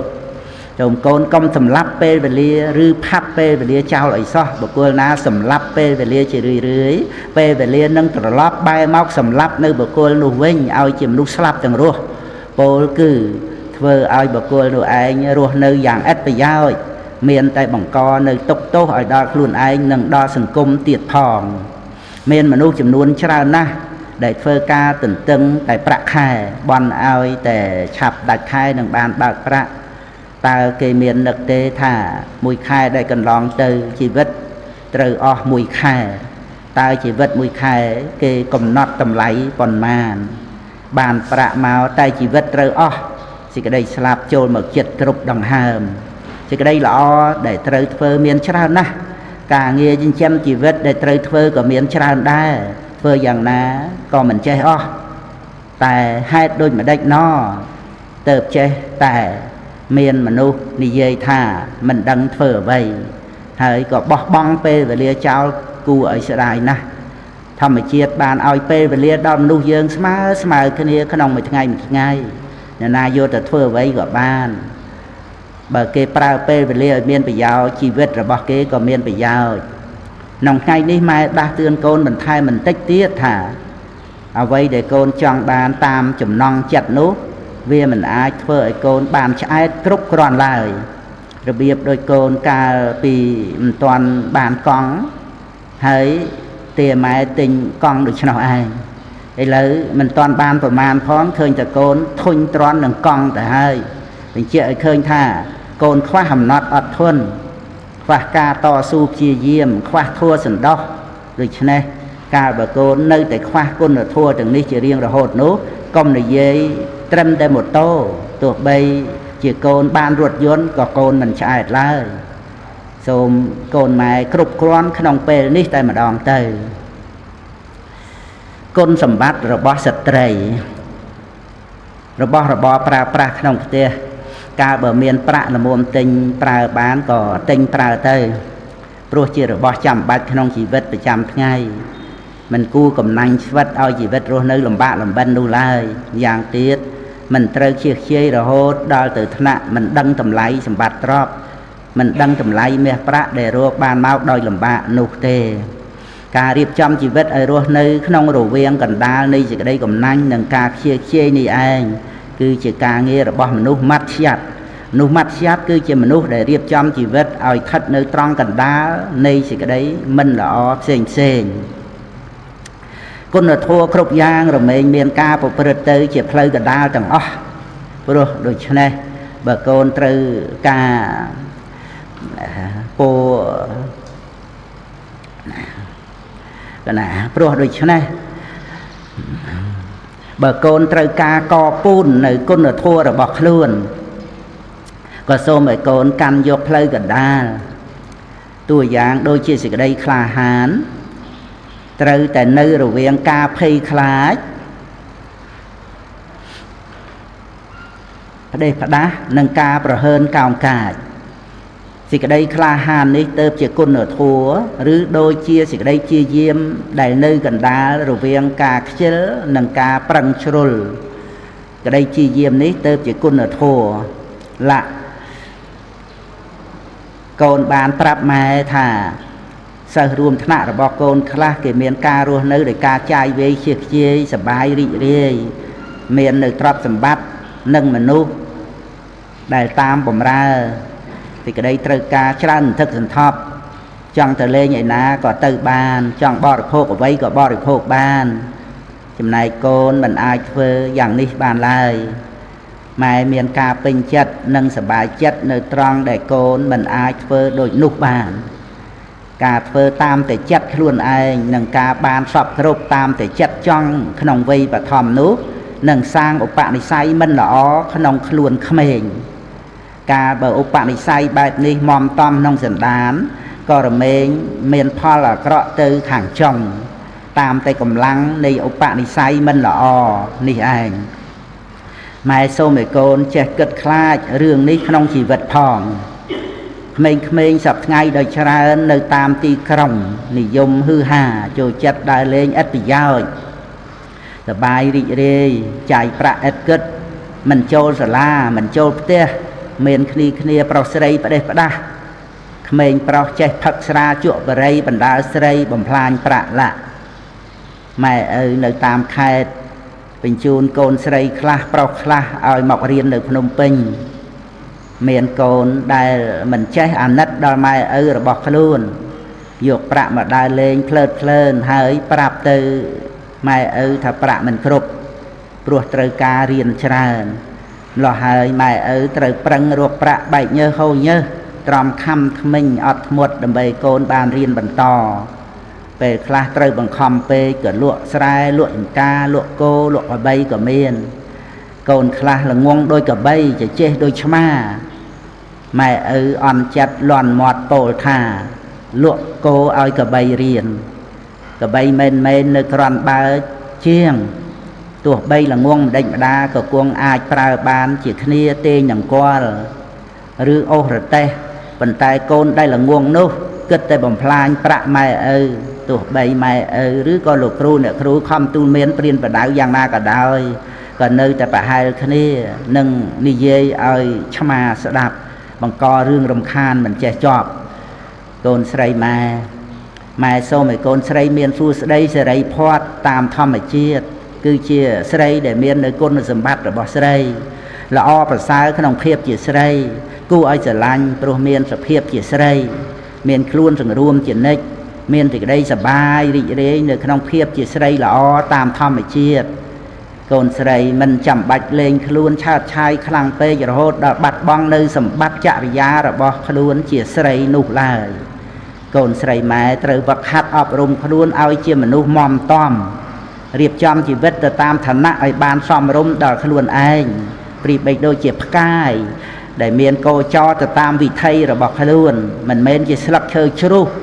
ដែលចេះតែរសាត់ទៅតាមខ្យល់បក់ផាត់នោះទេមនុស្សប្រភេទផ្កាយនេះមានតិចក្នុងលោកប៉ុន្តែច្រើនតែបានជួបប្រសពនៅសេចក្តីសម្រេចដល់ប្រពៃក្នុងជីវិតបានទទួលនៅសេចក្តីសុខដល់ប្រណិតសុខុមមានសន្តិភាពក្នុងចិត្តនិងជាតួយ៉ាងដ៏ល្អប្រសើររបស់អ្នកដែលត្រូវការសេចក្តីសុខក្នុងផ្នែកនេះមនុស្សស្លឹកឈើជ្រុះគឺស្រេចហើយតែលោកធម៌នាំទៅរសាត់ទៅតាមសម័យនិយមនៅក្នុងសង្គមរហូតដល់បាត់បង់អស់នៅខ្លឹមសារពិតរបស់ខ្លួនឯងវល់តែវង្វេងជាមួយនឹងអ្វីដែលសម្បកក្រៅមិនដឹងថាអ្វីដែលជាគុណតម្លៃពិតនិងអ្វីដែលគ្រាន់តែជារបស់คล้ายប៉ុណ្ណោះឡើយ រឿងទាំងអស់នេះមិនមែនមានតែចំពោះក្នុងក្រុមក្មេងៗនោះទេមនុស្សធំមនុស្សចាស់ក៏ដូចគ្នាកុំនឹកថាជាមនុស្សធំហើយចាស់ហើយវារមែងល្អទៅឯងនោះមនុស្សដែលមិនសិក្សាធម៌មិនបប្រតិបត្តិធម៌មិនអប់រំខ្លួនឲ្យនៅក្នុងសេចក្តីសង្រួមរឹងរិតតែធំប៉ុណ្ណាកិលេសដែលវាមានទម្លាប់ជាឧបនិស្ស័យក៏ចម្រើនធំធាត់ឡើងប៉ុណ្ណោះដែរច្រើនដោយលេបយោសេចក្តីសរសើរនឹងការលើកតម្កើងហើយថាបើដឹងមិនតាន់មិនឃើញទោសទេក៏ជាការបើកឱកាសចំហផ្លូវឲ្យកិលេសហូរចូលមកនៅក្នុងចិត្តសន្តានណែនក្រាស់ក្រៃលែងដូចជាការលើកតម្កើងខ្លួនការអង្វែងនឹងខ្លួនឯងការមិនព្រមទទួលយកសេចក្តីពិតចាយវេជាខ្ជាយប្រកួតប្រជែងសម្ដែងខ្លួនឬជាឈ្នានេះមយាលៈពុតនួតអួតអាងសពគ្រប់បែបយ៉ាងជាដើមកិលេសនិងសេចក្តីអាក្រក់ក្នុងខ្លួននឹងកាត់បន្ថយទៅបានគឺចំពោះតែអ្នកដែលបានសិក្សាពធបប្រតិបត្តិពធយ៉ាងត្រឹមត្រូវព្រមទាំងអប់រំខ្លួនឯងឲ្យតាំងនៅក្នុងសេចក្តីសង្រួមតែប៉ុណ្ណោះម៉ែសូមឲ្យកូនបានយល់ចូលចិត្តថាទម្លាប់គឺជាឧបនិស្ស័យក្នុងសន្តានមិនថាផ្លូវល្អឬផ្លូវអាក្រក់ឡើយវារមែងដូចជាព្រៃដែលចេះតែដុះច្រើនឡើងក្រាស់ឡើងកាន់តែច្រើនថ្ងៃគឺកាន់តែណែនក្រាស់កាលបើកូនបានដឹងយ៉ាងនេះហើយសូមកូនអប់រំវឹកហាត់ខ្លួនឲ្យធ្លាប់ទៅតែនៅក្នុងផ្លូវល្អកុំទម្លាប់ក្នុងផ្លូវមិនល្អឡើយបើកូនចង់តាមតែចិត្តខ្លួនឯងដោយការចាយវាយជៀសជាយមិនគិតដើរលេងសប្បាយរីករាយฮืអហាម៉ែសូមឲ្យកូននឹកដល់មនុស្សជាច្រើនអ្នកទៀតក្នុងប្រទេសយើងដែលមានភាពក្រីក្រលំបាកខ្វះខាតអាហារបរិភោគខ្វះខាតសម្លៀកបំពាក់ខ្វះខាតផ្ទះសម្បែងនិងខ្វះខាតថ្នាំកែរោគព្រមទាំងខ្វះអ្នកជួយមើលថែទៀតផងសូមកូនក៏មើលតែខ្លួនឯងម៉ែសូមឲ្យកូនមើលទៅមនុស្សជុំវិញខ្លួនផងរួចហើយមើលឲ្យទលំទលាយទៅឆ្ងាយកូននឹងឃើញពួកមនុស្សដែលរួមកើតក្នុងលោកជាមួយយើងកំពុងមានសេចក្តីទុក្ខលំបាកពាសពេញផែនដីជីវិតរស់នៅរបស់មនុស្សយើងមានទុក្ខច្រើនមានសេចក្តីចង្អៀតចង្អល់ច្រើនយ៉ាងទៀតជីវិតម្នាក់ក៏មិនយឺនយូរប្រមាណដែរព្រោះដូច្នេះម៉ែសូមឲ្យកូនមាននៅសេចក្តីព្យាយាមអត់ធន់ក្នុងការសិក្សាអត់ធន់ក្នុងការងារដែលជាមុខនាទីរបស់ខ្លួនកុំឲ្យពេលវេលាកន្លងទៅដោយឥតប្រយោជន៍ឡើយបើនៅក្នុងវ័យសិក្សាបែរជាមិនចង់សិក្សារៀនសូត្ររវល់តែចង់សប្បាយរីករាយក្នុងការដើរលេងដល់វ័យធ្វើការក៏រកការងារអ្វីប្រកបវិជ្ជាមិនបានលោះហើយក៏បានទៅជាមនុស្សមិនថ្លៃថ្នូរដោយបុរាណភាសិតបានពោលថាអ្នកបួសមិនសង្រួមមិនល្អរហោះឥតរបរមិនថ្លៃថ្នូរលុះដល់វ័យចាស់ក៏ដល់នៅសេចក្តីលំបាកដោយប្រការផ្សេងម៉ែនិយាយនេះមិនរួមដល់ជីវិតនៃអ្នកដែលមិនមាននៅឱកាសបានសិក្សារៀនសូត្រព្រោះហេតុណាមួយនោះឡើយគឺម៉ែនិយាយចំពោះតែក្មេងដែលមានឱកាសហើយតែមិនព្រមឆក់ឱកាសនោះទុកបណ្ដោយឲ្យឱកាសកន្លងទៅដោយមិនអាចវិលត្រឡប់មកវិញបានដែលជាយាមនោះសំបីយើងត្រូវមានការហត់នឿយខ្លះក្នុងកាលខាងដើមតែយើងនឹងបានផលល្អហើយរីករាយនៅខាងចុងប្រៀបដូចយើងស្រោចទឹកដើមឈើនៅគល់ប៉ុន្តែមានផលនៅខាងចុងដូច្នោះឯងកូនម៉ែត្រូវមានខន្តីជាទឹកមានចិត្តនឹងថឹងជាជីដើម្បីជួយផ្គងឲ្យសេចក្តីជាយាមប្រព្រឹត្តទៅបានស្មើល្អកូនកុំធ្វើអ្វីហឺហាខ្លាំងក្លាបានតែមុនដំបូងរបៀបដូចភ្លើងឆេះច្បើងនោះកូនត្រូវពិចារណាចំពោះការងារជាមុនឲ្យហើយស្រេចឃើញថាសមគួរដល់ខ្លួនហើយកូនត្រូវតែអត់ធន់និងព្យាយាមធ្វើរហូតដល់បានទទួលនៅសេចក្តីសម្រេចតាមដែលបានគិតទុកកាលបើកូនបានជួបប្រសពនៅសេចក្តីសម្រេចក្នុងរឿងមួយហើយរមែងជាហេតុនាំឲ្យកូនបានជួបប្រសពនៅសេចក្តីសម្រេចក្នុងរឿងដទៃច្រើនមុខទៀតនេះព្រោះអាស្រ័យសេចក្តីព្យាយាមនិងសេចក្តីអត់ធន់ពីខាងដើមនឹងឯងប៉ុន្តែម៉ែសូមដាស់តឿនកូនថាទោះបីកូនបានជួបប្រសពនៅសេចក្តីសម្រេចច្រើនមុខយ៉ាងណាក៏ដោយសូមកុំឲ្យកូនតម្កើងខ្លួនសូមឲ្យកូនចេះគោរពអ្នកដទៃឲ្យបានត្រឹមត្រូវបន្ទាបកាយបន្ទន់ចិត្តជានិច្ចបើកូនធ្វើបានដូចនេះកូនមិនមានផ្លូវនៃសេចក្តីវិន័យឡើយ នឹងមានតែសេចក្តីចម្រើនច្រើនឡើងនិយាយមកដល់ត្រង់នេះម៉ែមានសេចក្តីសង្ស័យកើតឡើងថាដូចម្ដេចបានជាសិស្សសាលាចំនួនច្រើនបានជួបគ្រូហើយហួសទៅដោយមិនសម្ដែងការគោរពចំពោះគ្រូជួបគ្រូទីណាក៏ធ្វើហាក់ដូចជាមិនស្គាល់មិនមានការរាក់ទាក់គួរសមតាមបែបសិស្សនឹងគ្រូអ្វីសោះអញ្ចឹង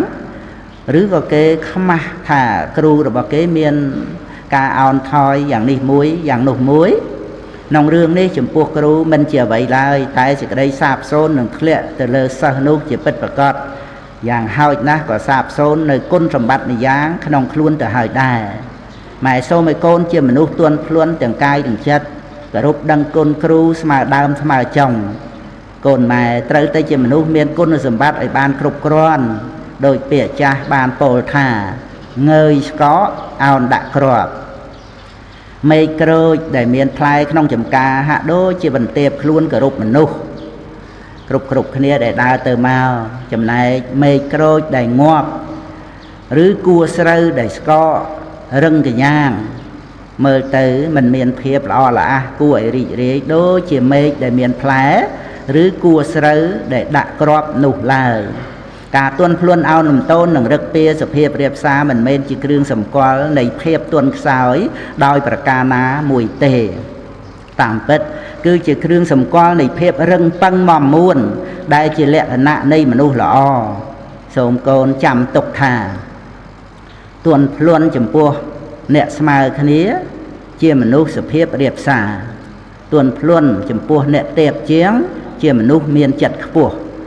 ទន់ភ្លន់ចំពោះមនុស្សទូទៅជាអ្នកផុតចាកភ័យការបើយ៉ាងនេះដូចម្ដេចបានជាសិស្សត្រូវទន់ភ្លន់ជាមួយលោកគ្រូអ្នកគ្រូដែលជាអ្នកខ្ពង់ខ្ពស់ជាងខ្លួនមិនបាននោះបើថាមើលឃើញគាត់ទៀបជាងខ្លួនដោយទ្រព្យសម្បត្តិជាដើមការទន់ភ្លន់ចំពោះគាត់ក៏សម្ដែងថាជាអ្នកមានគុណធម៌ខ្ពស់ឬមានចិត្តខ្ពស់សូម្បីមិនបាននឹកថា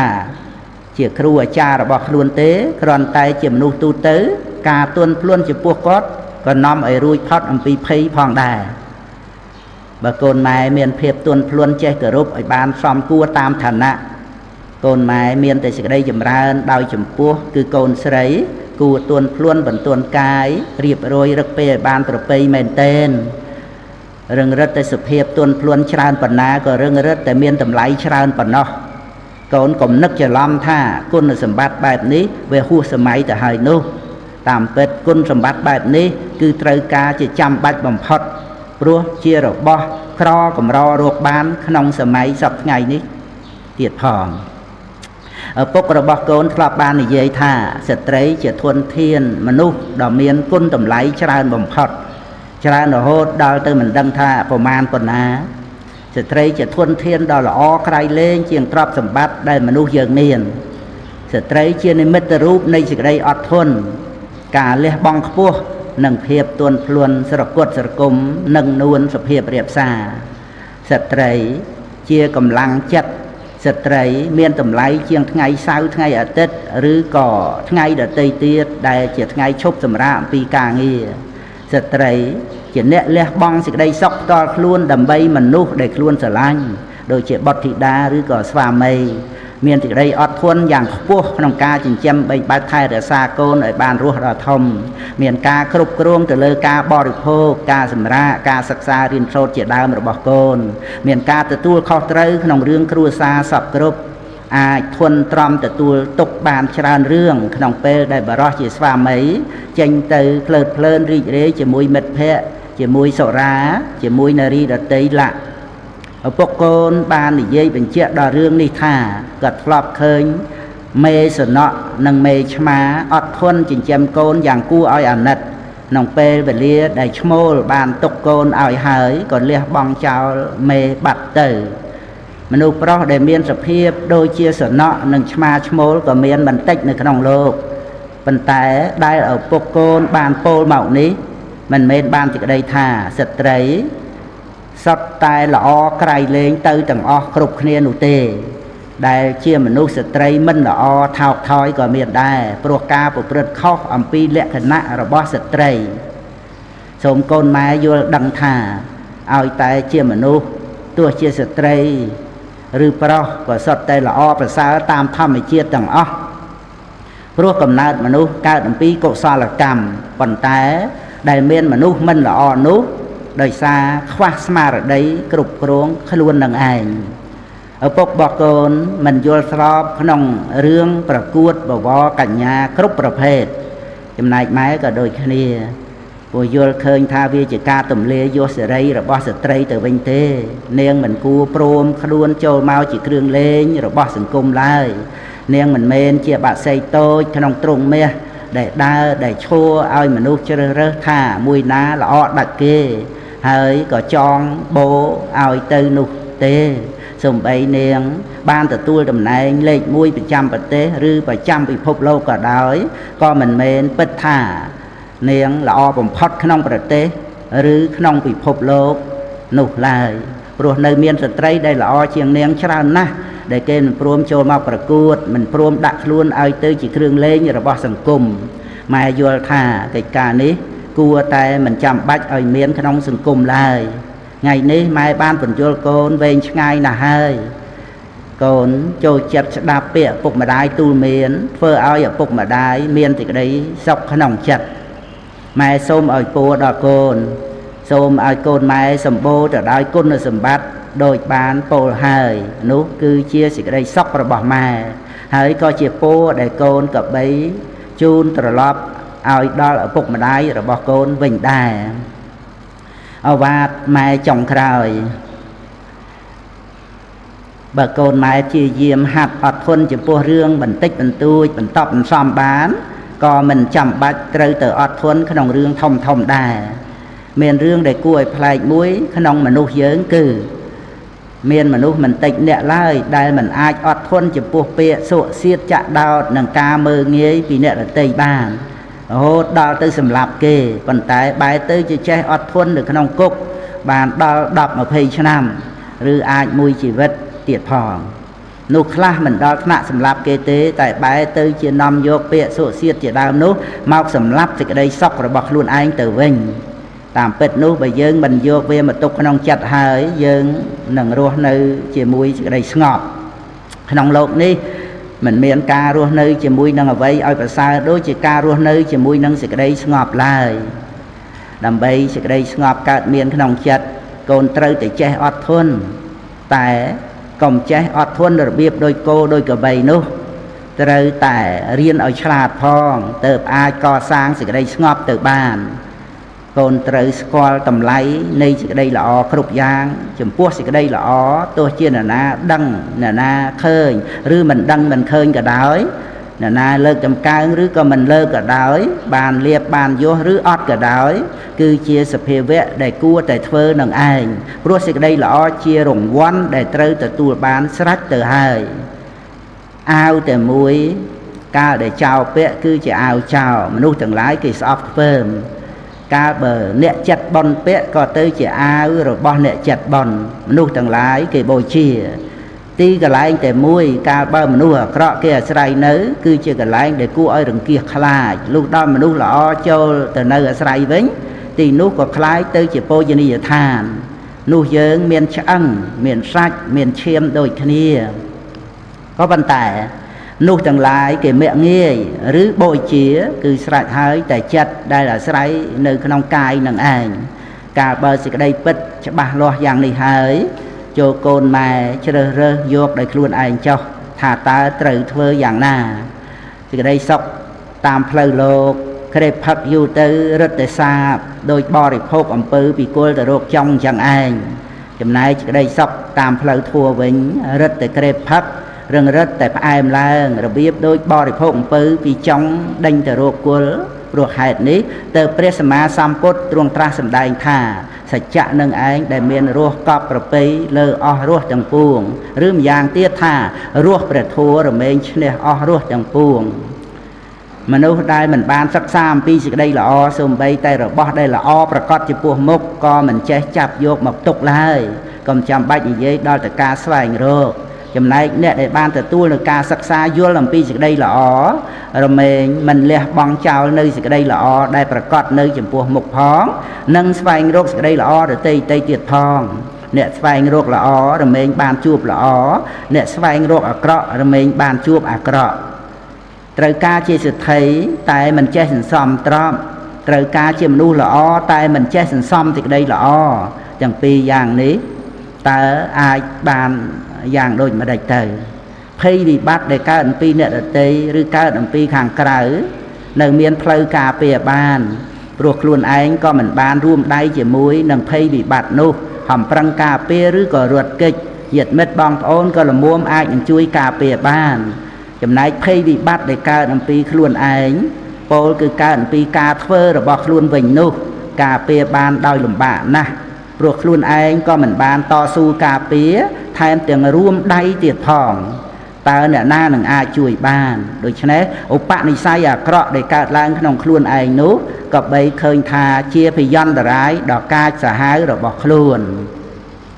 មនុស្សដែលចមុចចមុលនៅក្នុងលោកលិចចុះនៅក្នុងលោកលំបាកនឹងធ្វើនៅប្រយោជន៍ឲ្យដល់សង្គមលោកបានណាស់ព្រោះគេឃើញតែពីខ្លួនឯងសម្លឹងមើលតែប្រយោជន៍និងសេចក្តីសុខផ្ទាល់ខ្លួនប៉ុណ្ណោះម្ល៉េះហើយអ្វីដែលជាប្រយោជន៍ផ្ទាល់ខ្លួនសំបីដឹងថាត្រូវធ្វើអាក្រក់ហើយក៏នៅតែពេញចិត្តធ្វើដែរចំណែកអ្វីដែលជាប្រយោជន៍ដល់អ្នកដទៃវិញសំបីដឹងថាត្រូវធ្វើល្អហើយក៏មិនចង់ធ្វើដែរមនុស្សដែលជាមុជមុលនៅក្នុងលោកមិនចេះមានការលះបង់ពិតប្រាកដទេគេចេះតែលះបង់បែបបិទនុយនឹងផ្លែសន្ទូចស្ទូចត្រីតែប៉ុណ្ណោះឯងបុគ្គលដែលឃើញកាលវែងគូហាត់ឲ្យចេះមានការលះបង់បន្តិចម្ដងគឺជាការសាងនិស្ស័យឧបនិស្ស័យនិងអធ្យាស្រ័យល្អឲ្យដល់ខ្លួនឯងនិស្ស័យនេះនឹងចាក់ឬសន្សំចូលជ្រៅទៅក្នុងសន្តានបានជាឧបនិស្ស័យដ៏មាំតំខ្លាំងក្លាការលះបង់ការចេះអើពើ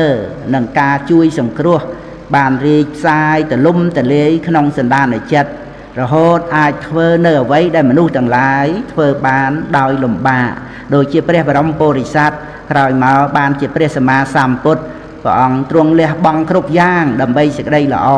និងដើម្បីសេចក្តីសុខនៃសង្គមសត្វលោកទាំងមូលធ្វើជាមនុស្សត្រូវចេះនឹកដល់មេត្តាបិតាគ្រូអាចារ្យញាតិមិត្តបងប្អូនរហូតដល់អ្នកទាំងឡាយផ្សេងទៀតដែលរាប់អានខ្លួនផងបើយើងធ្វើនៅអំពើអាក្រក់រហូតដល់ខូចកេរ្តិ៍ឈ្មោះវិនាសទាំងខ្លួនទៀតនោះតែលោកទាំងឡាយនោះនឹងត្រូវខូចចិត្តយ៉ាងណាទៅដោយចំពោះដល់ក្រៃលែងគឺមេត្តាបិតាលោកមានការខូចចិត្តច្រើនជាងនរណាទាំងអស់ព្រោះលោកបានចិញ្ចឹមមើលថែដោយការនឿយហត់លំបាកលោកទាំងពីរបានលះបង់ទាំងកម្លាំងកាយកម្លាំងទ្រព្យកម្លាំងសតិបញ្ញានិងកម្លាំងចិត្តទាំងអស់សម្ដៅទៅក្នុងការបណ្ដោះបណ្ដាលកូនតាំងសេចក្តីសង្ឃឹមថា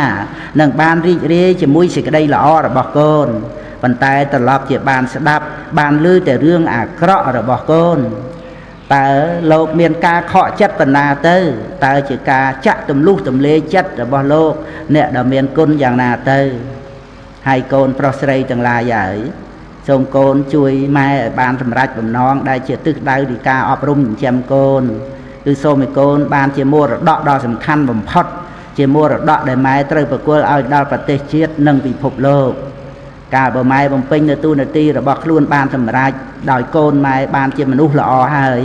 ម៉ែក៏មានសេចក្តីសុខព្រោះសមតាមបំណងដែលបានគិតទុកតាំងពីកូននៅក្នុងផ្ទៃរបស់ម៉ែម្លេះម៉ែសូមយកចិត្តដ៏ស្មោះបរិសុទ្ធជាចិត្តដែលបានពលីចំពោះកូនគ្រប់បែបយ៉ាងមកឲ្យពរដល់កូនសូមឲ្យកូនបានជួបប្រទះតែនឹងសេចក្តីសុខនិងសូមឲ្យកូនបានដើរតាមស្នាមនៃអ្នកប្រាជ្ញរហូតដល់ផុតទុក្ខដោយប្រការទាំងពួងអំពីបំណងល្អរបស់ម៉ែសូមអនុមោទនីណាទៅបានហើយចាអស់ហើយ69ដំពោចាក៏ណាអានម៉ោង8ជាង8ជាង1ម៉ោងចាក៏ណាដល់ក្តីជ្រះថ្លាធ្វើមិនទៀតណាក៏ណាអង្គនិតហ្នឹងបានចូលរួមណាមកទោសគុណចាស់ពុទ្ធបរិស័ទក៏ភៅសេយូរហើយក៏ចេះតែអានតាមភៅហ្នឹងទៅហ្នឹងហើយថាខុសកាលខុសសម័យអីខ្លះណាច្រើនឆ្នាំ nè bột sạc ra mà nó thử nâng ấy ai nông riêng khác có nơi tại trời ca màu nông bà chìa bọn cái cả ọp rung chất ở miền thì cái đây sọc còn nè rạp còn phôn con trai sẽ đạp việc bịch mẹ ở sái việc bịch mẹ ở rồi nè là việc bịch mẹ ở cái đó thì anh trào chiang mẹ trào đó là ngày và bờ bay màu người nó một bề mình ó giờ tam trong này năng phần này nông cả để bột bò sạch dân pi cha rồi na bằng phôn con trai sẽ đạp anh vô ắt từ đây làm xa nơi thà mong pi một bốn cc con mẹ phúc rồi chẳng tới có cha trẻ lư nhiệt nhôm ấy có mình thật sự con mẹ mà đai phong này chẳng có đặc biệt bịch mẹ ở nắng có chấm nua miệt đa bị đá ấy phơi mai ấy nó có chấm nua mà đai ai thà ruộng chấm này chấm mùi nâng bầm non là o bò miệt đa bị đa bị ấy bán côn là o giờ cá tọp non sòng côn đó là miệt đa bị đa ta như ta thua bỏ côn pro sấy cứ chỉ đầy sọc chỉ tham su bỏ miệt đa bị đa giặt dạy nông ca prao pra chi vật còn là trời ở miệt đa bị đa sờ bài chất đòi tung vơ đại phục bứt sạch chật lo trầm trời hết tam ca này dùng rập an nông sừng cung phong đài vì pro chia cách vô cây mua đó trong cua xa miệt đa bị đa chia cầm lăng chất để miệt đa bị đa bàn bên ly cam buộc côn sập bài sập giang để bàn ca top snon máuคือmột mọt cách vô trong cua xa đời xa cô nâng hay nâng bàn phục rất tới nông phơi và thua mình to từ tia từ tam vây cha bỏ miệt đa bị đá bàn chỉ ti pưng tới nông lô hàng mục vào nhà nị bạ rồi lô cả sắm và tật thá hòn tại pa nị năng bòn nó chỉ ti pưng rồi bỏ sạt từng lái tới nông bạ rồi lô còn là năng này đôi miền bìa nông ca sầm tay và thua khla pi riêng rập sầm bát ấy nơi nông lột đi nè nơi thà dần chạy về ban để nơi nông lột đi chẳng á nè ngày ai đòi tập pe trả lột nâng tới và bột thật đầy cá và ăn sầm tay thà chỉ sợ biếng cứ bon nâng ngày trời miền bon nó chỉ sợ biếng và ông bà rọc chìm pua bọt rồi bỏ câu khiết được cả và là nâng ngày hay có bà ông truông sầm tay nơi nông đi thị can ở sốt tiệt tuông tới nâng bao nhiêu đi thị nụ kia bị cao để trời chọp từ tam chỉ vật nẹt slap cái là ngày hay nhầm na có prao pe đôi tha trời bàn bòn nó vô tới chai này không bạ rồi lô ấy chẳng đó nó ngày hay bằng phôn con trai đăng chia to nâng pe nâng ấy giờ mấy cái đó đôi tha vô pe nâng từ lên sao ấy chẳng tới tha ở trầm trời ấy dạng ná nên có ai bằng phôn con trai bàn chiệp tha ជាពុទ្ធដីកាព្រះអង្គសម្ដែងដូចនៅក្នុងតែរោកតសោតអីហ្នឹងគឺនៅក្នុងពិភពប្រែតហ្នឹងអត់មានហិរញ្ញេនកយាកយ៉ាងអីហ្នឹងចាយវាយប្រើប្រាស់ដូររបស់ដោយមាសប្រាក់អីហ្នឹងទេគឺជាពិភពដែលត្រូវដូចថាអាស្រ័យញាតិដែលធ្វើបុណ្យឧទ្ទិសទៅហ្នឹងឯងអត់មានការចាយប្រាក់ហ្នឹងឯងអញ្ចឹងក្នុងសេចក្តីដែលថាប្រកាសដែលយើងប្រើប្រាស់ក្នុងបច្ចុប្បន្នយើងចាយវាយតែច្រើនអីតាមហ្នឹងអាហារបរិភោគទេសសម្បែងទីកន្លែងអីហ្នឹងឯងតែដល់ទៅយើងចាក់លោកហ្នឹងទៅវាត្រូវប្រើបុណ្យដែលត្រូវយើងចាយបុណ្យហ្នឹងពាក្យថាចាយហ្នឹងគឺបានន័យថាប្រើប្រាស់បុណ្យដើម្បីនឹងថាបានអត្តភាពជាមនុស្សឬយើងមានប្រាក់បានយើងទិញផ្ទះបានអញ្ចឹងណាហ្នឹងឯងមកប្រើពាក្យចាយហ្នឹងគឺដោយសារការប្រៀបធៀបទៅនឹងប្រាក់ហ្នឹងឯងអញ្ចឹងវាត្រូវមានបុណ្យនឹងឯងចំណាយបើយើងអត់បុណ្យទេយើងធ្វើម៉េចបានផ្ទះគឺអត្តភាពជាមនុស្សក្នុងសុគតិភពរួចអំពីការអត់ឃ្លានលហេមលហាមក្នុងអបាយភូមិនឹងទៅបានព្រោះក្នុងព្រះកថាមង្គលសូត្រក៏បានសម្ដែងឲ្យយើងអរគុណបុណ្យក្នុងគារវោចៈនិវេតោចៈសន្តថេចៈកតញ្ញុតាកាលេនធម្មសវណੰអេតាមង្គលមុតមੰត្រង់កតញ្ញុតាហ្នឹងគឺថាអរគុណបុណ្យដែលឲ្យរួចពីអបាយភូមិមាននរកជាដើមឲ្យកើតជាមនុស្សហើយទំនុកម្រងឲ្យបាននៅរស់រហូតមកដល់ថ្ងៃហ្នឹងទៀតនេះរួមដោយគុណមេត្តាបិតាគុណញាតិកាអីទាំងអស់ហ្នឹងដែលយើងបានជីវិតហ្នឹងយកមកប្រើប្រាស់ប្រព្រឹត្តព្រមចរិយធម៌ព្រោះយើងត្រូវពឹងព្រមចរិយធម៌ពឹងបុណ្យនឹងឯងលោកយៈលោកកតរៈហ្នឹងមិនមែនថាយើងបែរទៅជាឃើញទោសរបស់បុណ្យពីជាតិមុនដែលនាំឲ្យយើងមានភពជាតិកំណើតឃើញទោសមេត្តាបិតាបង្កើតយើងមកឲ្យទុកឲ្យលំបាកអាហ្នឹងជាមិច្ឆាទិដ្ឋិយល់ខុសណាពីព្រោះនៅក្នុងដំណើរជីវិតយើងមិនអាចនឹងទៅពឹងទេវតាប្រអិនប្រព្រំអីណាដើម្បីថាឲ្យជួយយើងរួចផុតចាកទុក្ខទេគឺយើងត្រូវពឹងកុសលធម៌ហើយកុសលធម៌ព្រមចរិយធម៌សាសនៈព្រមចរិយមគ្គព្រមចរិយនៅក្នុងព្រះសាសនានេះគឺត្រូវប្រឹងប្រែងបំពេញដោយអង្គឯងដោយខ្លួនឯងទៅព្យាយាមសន្សំតក់នៅបុណ្យកុសលហ្នឹងបើមិនតាន់ពេញតាន់គ្រប់ត្រូវតែសន្សំត្រូវតែដងត្រូវតែរែកយកមកចាក់ធុងពេងអាងហ្នឹងដោយការសន្សំនឹងឯងសុខោបញ្ញសឧចយោ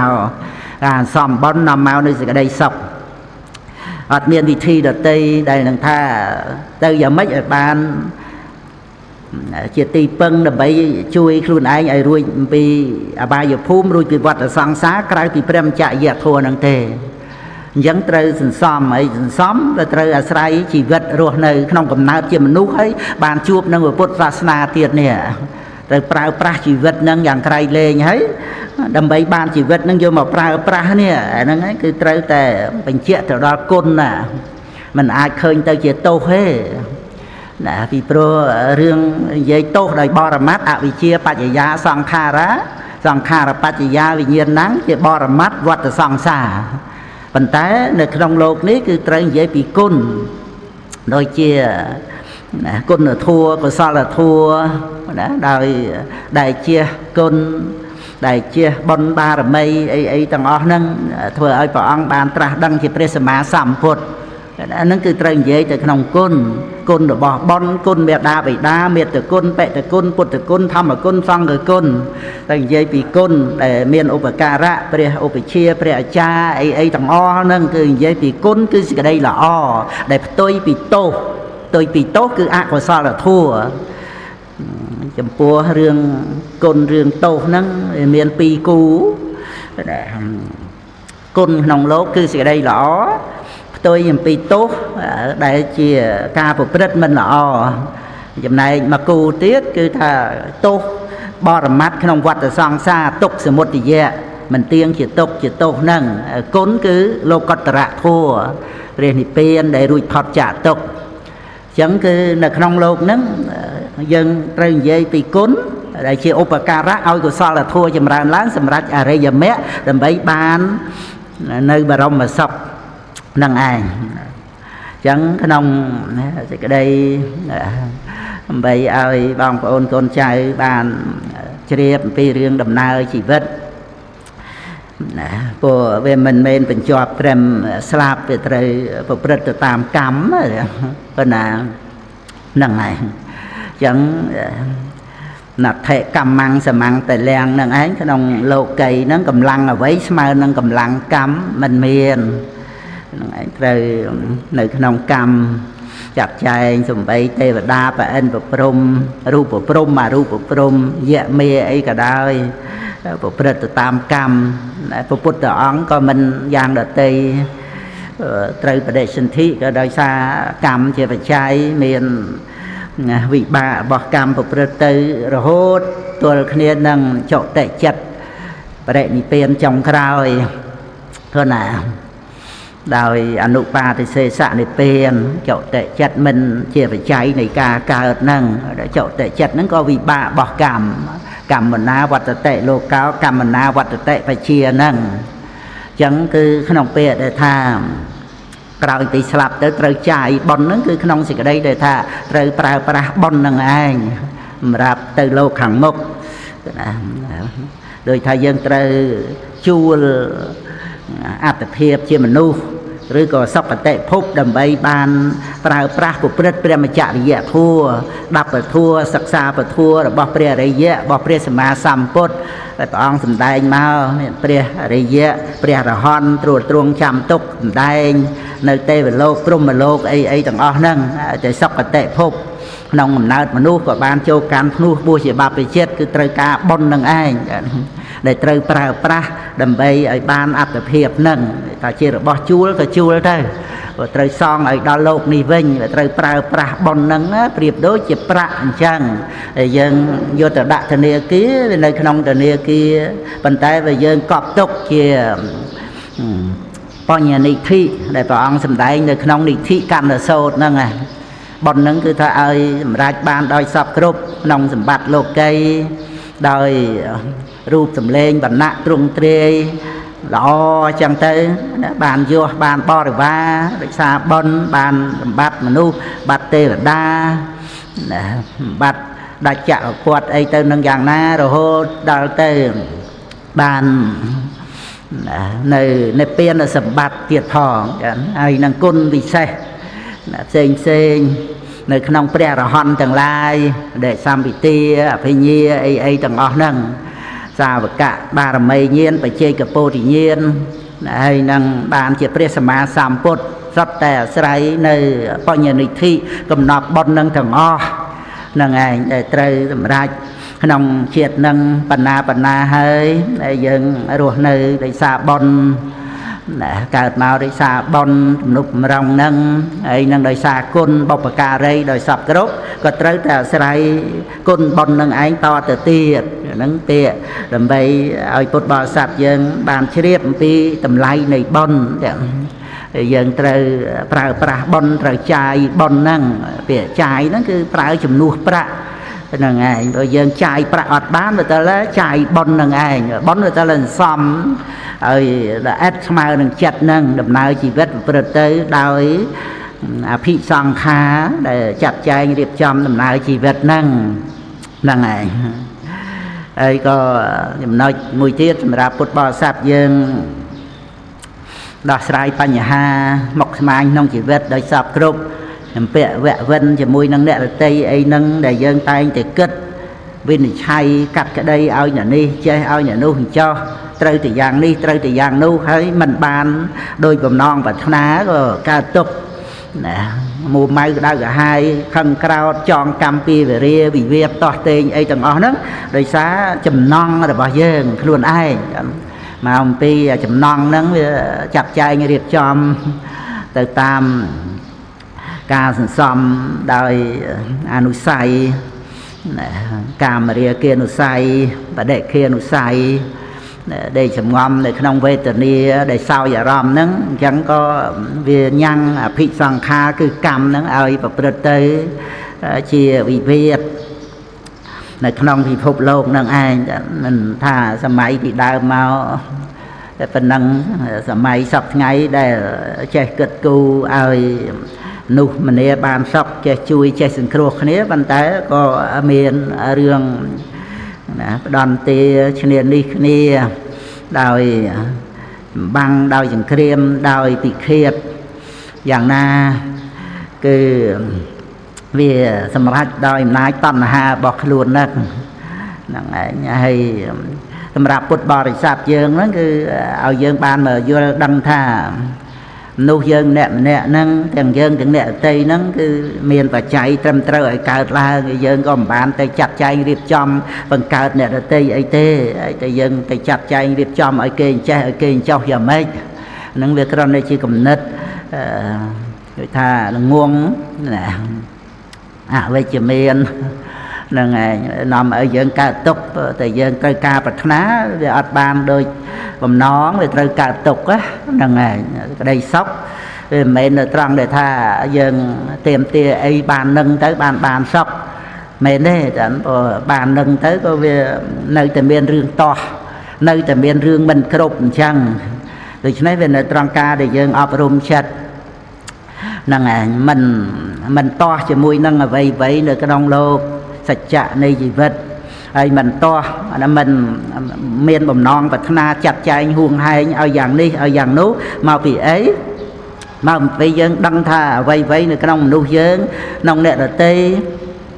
nông thầm mà chiết mệt đấy miền bạch chạy trầm trơ để cả là nâng ai chẳng tới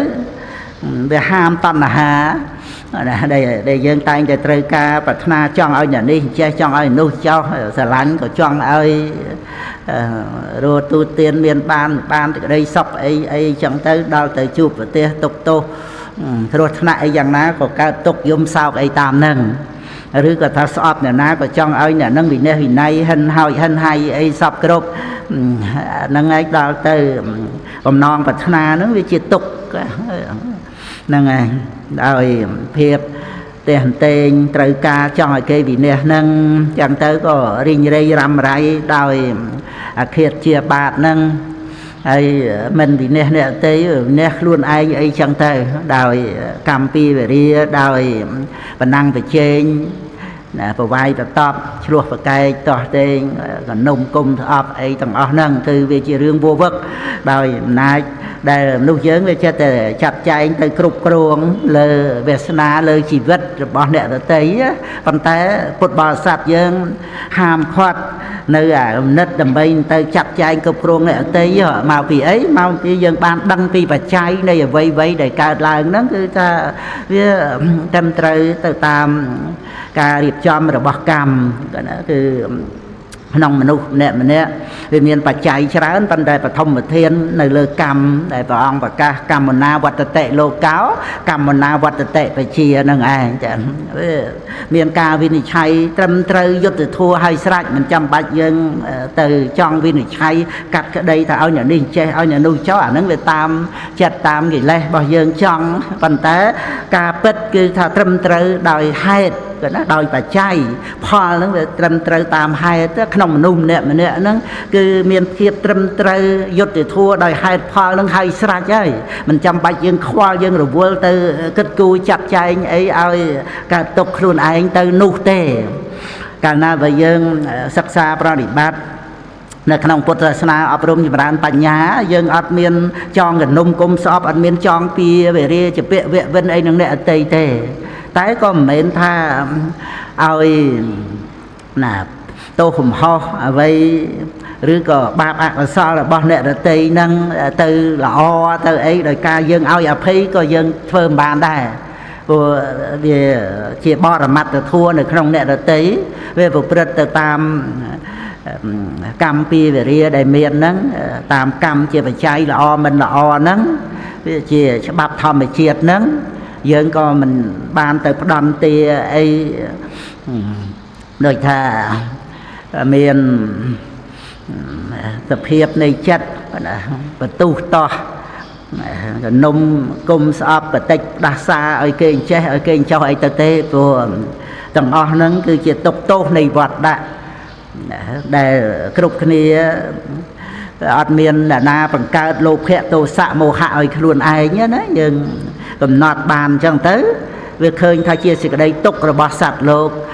មានអវិជ្ជាជាមូលដែលអត់ដឹងនឹងតែប៉ុណ្្នឹងឯងបើតែដឹងទៅវាអត់មានលោភៈទោសៈមោហៈទៅជាព្រះរហន្តទៅហើយមាននរណាអាក្រក់រឿងអីអាក្រក់ដោយសារតែលោភៈទោសៈមោហៈអកុសលមូលនឹងទេតើអញ្ចឹងវាទៅជាអារម្មណ៍នៃករណាសត្វលោកដែលរងគ្រោះហ្នឹងដែលមានសេចក្តីទុក្ខក្នុងវត្តដាក់ហ្នឹងដូចជាបហប្រតិករណារបស់ព្រះពុទ្ធអង្គអញ្ចឹងក្នុងសត្តោបការៈសម្បទានេះព្រះអង្គមានសម្បទា3ដោយហេតុសម្បទាផលៈសម្បទានិងសត្តោបការៈសម្បទាហ្នឹងអង្គ